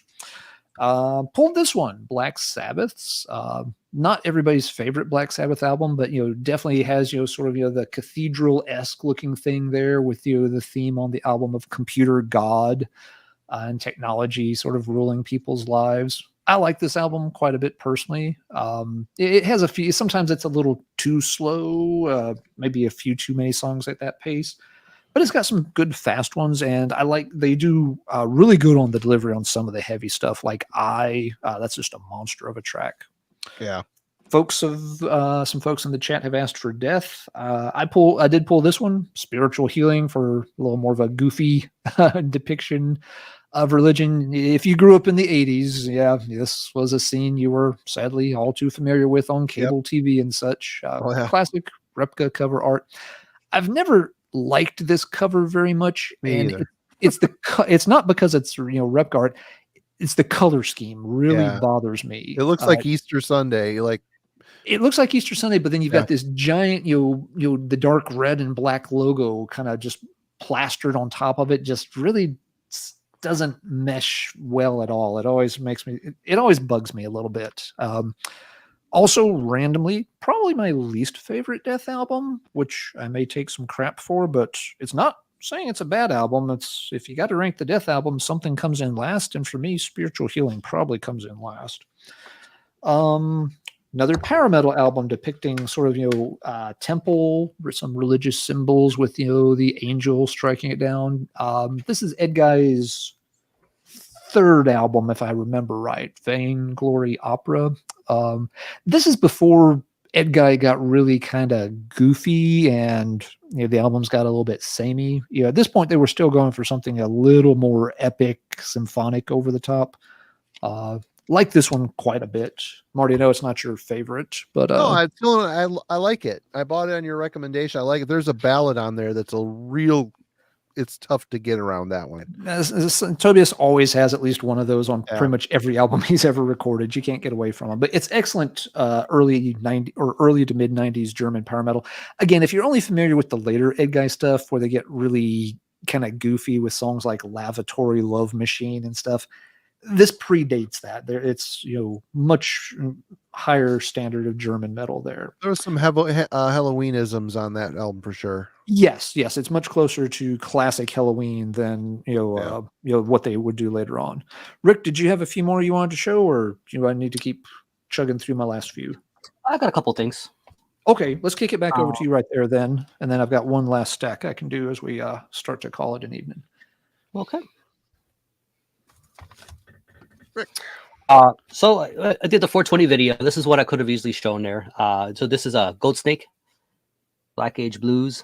There's your church. So Greg Anderson, you guys know from Sun. So this is one of his side projects. There's your sort of and Thor's hammer. And Thor's hammer. That's right. So this guy knows heavy. Yep. So this is interesting because this is something that's a little different from his usual wheelhouse. Came with these odd postcard looking things. But yeah, if you're looking for something a little different, very catchy, a little more in that stoner element, definitely check out Goat Snake. Another one is so this is a progressive doom. It's like progressive. I don't know if it's black and doom, if I would label it that. So this is a band from California, so called Oclith, Gates, Doorways, and Endings. And the reason I'm showing this because it sort of depicts this very strange kind of pyramid-like temple going on here. It almost falls under that occult kind of elements. This is a pretty cool album. Again, about it's not one I've seen everybody talk about. This came out in 2020. So this would have made my list. I liked it that much. Another one is this is a good one. Abyssic. So I don't know what's going on there, but there's definitely something occultish and religious. Kind of a cool cover, actually. It's a band from Norwegian, Hide the Memory, and very big, epic scope of black metal. If you like kind of like that, I wouldn't say it sounds like Behemoth, but it's got but it's got that very progressive type of black metal, very atmospheric, but it's really, really good stuff. I loved it the moment. The first time I heard it, I was just like, yeah, this is cool stuff. Another band got reissued. Glad to have it. So I got the original CD. They changed the cover. They got pennants, parallel corners.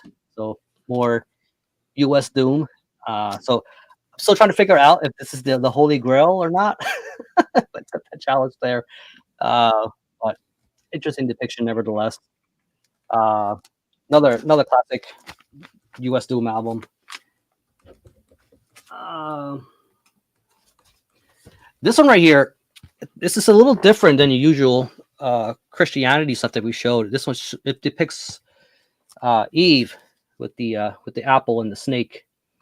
So this is a one-woman black metal out of the Ukraine. I know the Ukraine is it's like a hot topic right now with all the stuff going on. So this is an artist that's there, and she's put out quite a few things. This is one of the EPs she dropped in 2020. This is I assure, IESCH.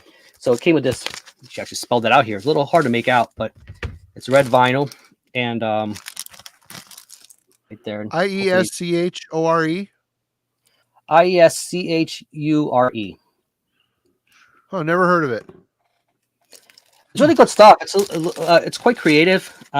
She could jump between the symphonic and riffy stuff, and she can belt it out, man. Like I know, Holder's like the big game that everybody drops when you talk about one woman black metal. You know what I mean? Like this is I think she's another one that I think that you guys should explore if you like that kind of stuff. I think that you would definitely like this. Cool. So Phantom of God EP. Oh, there she is right there. So out of the Ukraine. So yeah, it's interesting that she went with this depiction here. Cool. I like it. Let's see. One I thought I'd just show real quick. So Canadian band, Cathartic Black Rituals by Nocturnal Departure out of Canada. Got this church there. Just really cool. It got that second wave sound, really good production, very catchy, really cool cold black metal. It's probably the best I could describe it. So this vinyl might be a little hard to come by, but if you find a CD somewhere, definitely grab it. Definitely check it out. So Nocturnal Departure, out of Canada. So this is one that you'll definitely you'll thank me later. Let's just say. And I'll do one more. And you chose Turn Loose the Swans, and it got me thinking. There's another one, the Vargas of Whitby. But they have this here in the background. Oh, My Dying Bride, and this is another one of their EPs. The Peaceful. They're still in Peaceful, yeah. So, but thought I, yet another My Dying Bride. So it's probably the only repeat I think we have tonight at the same band. But I thought I'd whip this one out. Yeah, cool. So, yeah. Someone asked, where in Canada are they from? It escapes me at the moment, but I can find out for you really quick.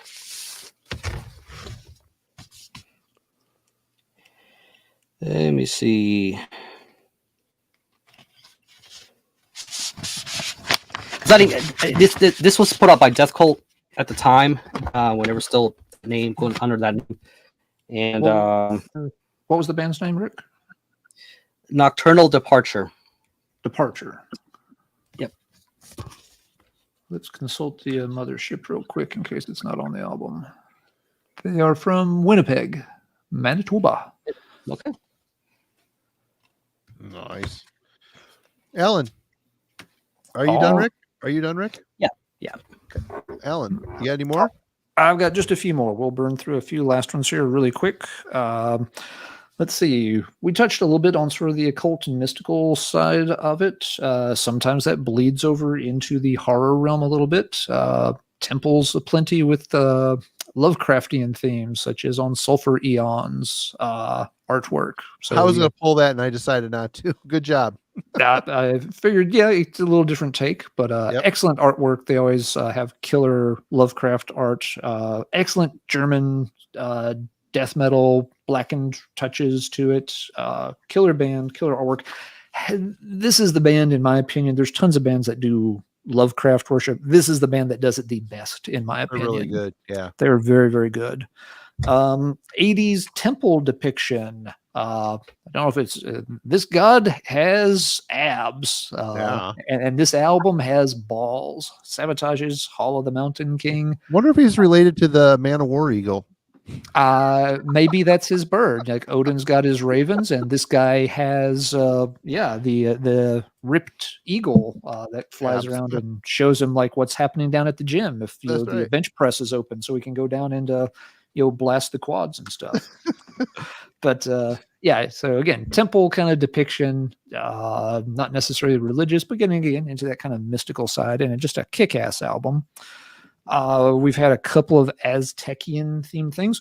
What if we took the Greek stuff and the Aztec stuff and mixed it with the Lovecraft stuff, and put it on a Manila Road album? Oh, so that'd be pretty damn cool. Yeah, the lyrics for this album are just it's all kinds of good, cheesy, awesome, with them just mixing all these different sort of hierarchies and religious deities together into one big story. So that album is heavy as hell and awesome. I love it. Great comeback album for the band. Helped get them back on the map. Yep. One more album that shows random temple depiction, Rituals Valley of the Kings. Rick, I know you've got this one and like it too. Cool band, started back in their new wave of British heavy metal and have never recorded a lot of stuff, but Gypsy Rebeth, really cool guitar player. I like his style quite a bit. Wish he had more output and just doesn't.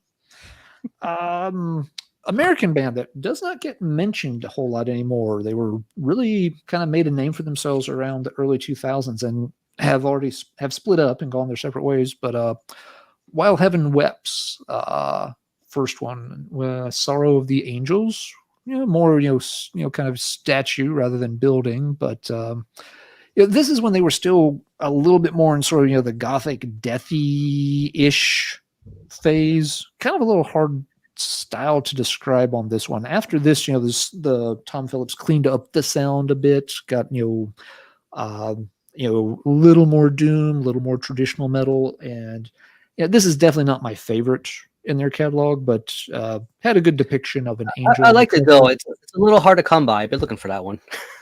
Oh, really? Okay. The original pressings of this stuff, got ridiculously expensive when the band got popular, when Vast Ocean's Lachrymose came out. There's been reissued, but it may have been a while at this point.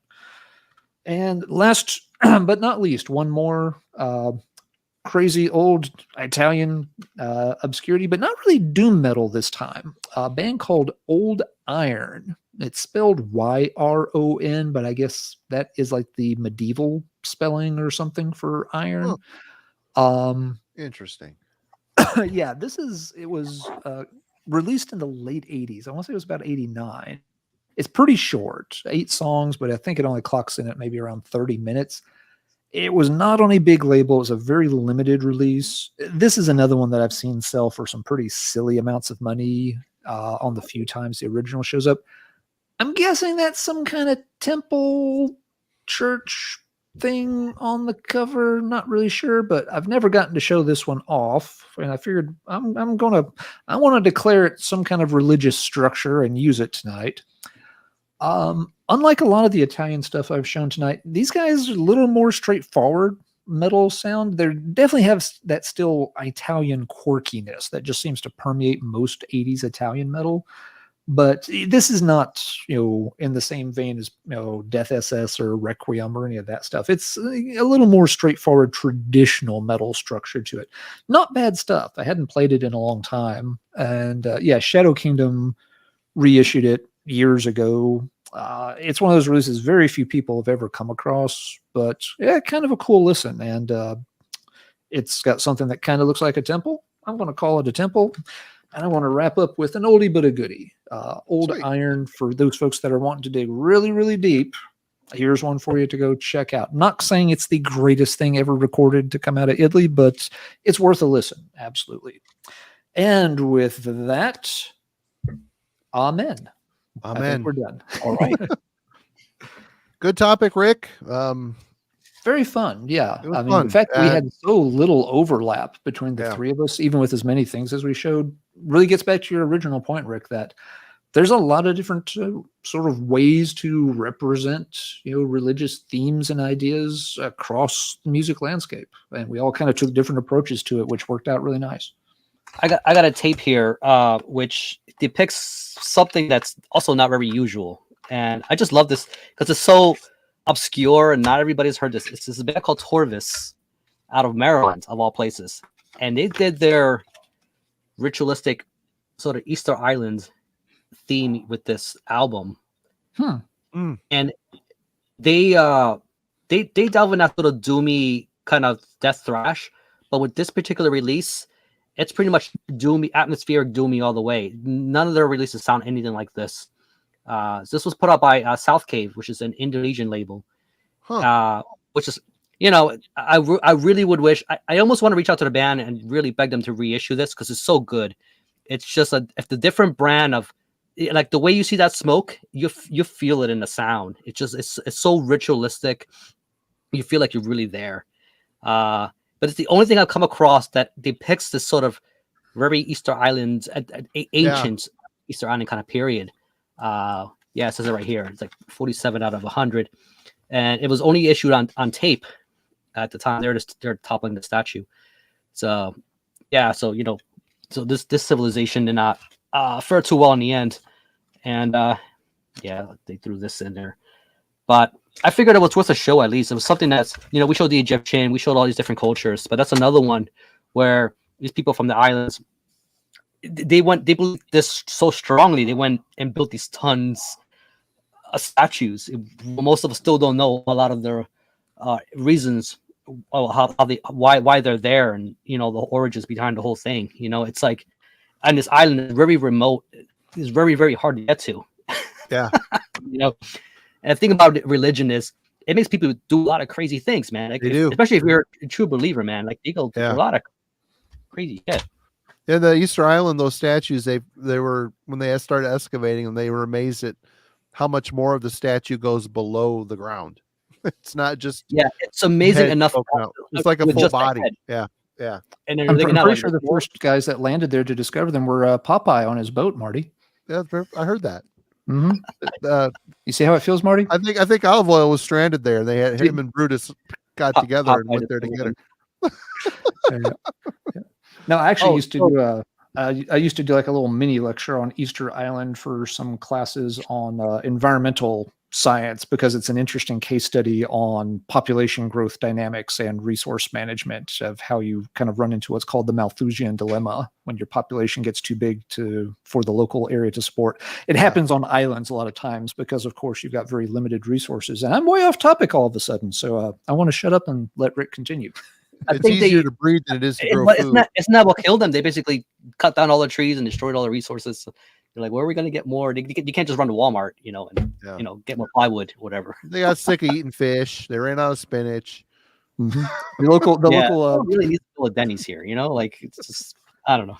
If they had a Popeye chicken franchise set up, they wouldn't have had that problem. They could have continued to flourish for 1,000 years. Exactly. But actually, rats that came aboard all the boats were eating all the bird eggs, so the chicken wouldn't survive. All right, I'll do one more, and this is one because it depicts all these. This is kind of a little more macabre, it's a Diabolical Masquerade, and this is the Nightbird album. Church you of got all the bones. Yep. You think it's something like Mortuary Drape would do or something like that. They to do this kind of thing. Although this is Swedish black metal. This is my favorite one that he put out. It's just, I think this is the more evolved, just honed in album that Blackheim put out. I just love it. It's just great. But just depicts all this craziness going on here. Something about bones just eerie, and to think these things are real. You can go to places around the world and watch these things that used to be humans hanging around. It is not even getting to like the French underground, what do you call it, the catacombs, right? Like, that's a whole nother conversation. These things are out there. It's like, when do you tell your kid this? That these things exist? Yep. Yeah, that's a cool album, Rick. Good choice. Oh, I love it. All right. We made her through, everybody. Thank you so much for joining us tonight. Rick, thank you for picking a topic and hanging out with us as well. It was good to have you back. think this is your third appearance on this, and we'll get you on again, of course. Absolutely. Yeah, this was a it's always fun. fun. Got It's to always go fun. across genres quite a bit. It wasn't just all black metal or all doom metal or all from one period. You know, kind of could pick stuff from throughout the history of heavy music because, yeah, religion's always been, you know, there, whether it's in the, you know, sort of anti-religious stance or whether it's just in the architecture and the imagery or whether it's in Christian metal itself. Religion is definitely sort of, you know, linked into the history of heavy metal. And I think we've seen a good cross section of that tonight. Yep, absolutely. And we will be back next week, of course. I believe Wednesday we're coming around with the album club, and next Friday we will figure out who's coming. We'll see. work that out in the near future. We'll But work yeah, that out. again, for anyone who wants to, join the chat on Wednesday night for the record club, the album is The Congregation by the band Leprous from Norway. So don't know anything about it. Me either. Don't know. I haven't spun it yet. Yep, I'm hoping I'll check it out this weekend, and maybe I'll be able to join you on Wednesday. But if not, y'all will do an excellent job with it for sure. Yeah. Hope to have I think you. you're an interesting addition, Alan. It was good to see you on the last Wednesday one. Thanks for it. It was fun. It was fun to do. Just it worked out where I had a little time that evening and could jump on. I'm glad. But well, thank you everybody for hanging out with us, and we will see you next week. And take care. Yep. Thanks to everybody in the chat. Lots of great picks out there. Sorry we couldn't get to everything that folks named, but maybe we'll get to them next time. Everybody have a good weekend. Be sure to check out the Dreadful Minutes YouTube channel too. The link is in the description to Rick's channel. He does a lot of fun stuff, and now that he's moved, he's back up and doing videos again. So it's good to see him back. Trying to get things rolling again. Yep. Back behind the camera, where you belong. Absolutely. That's right. See y'all later.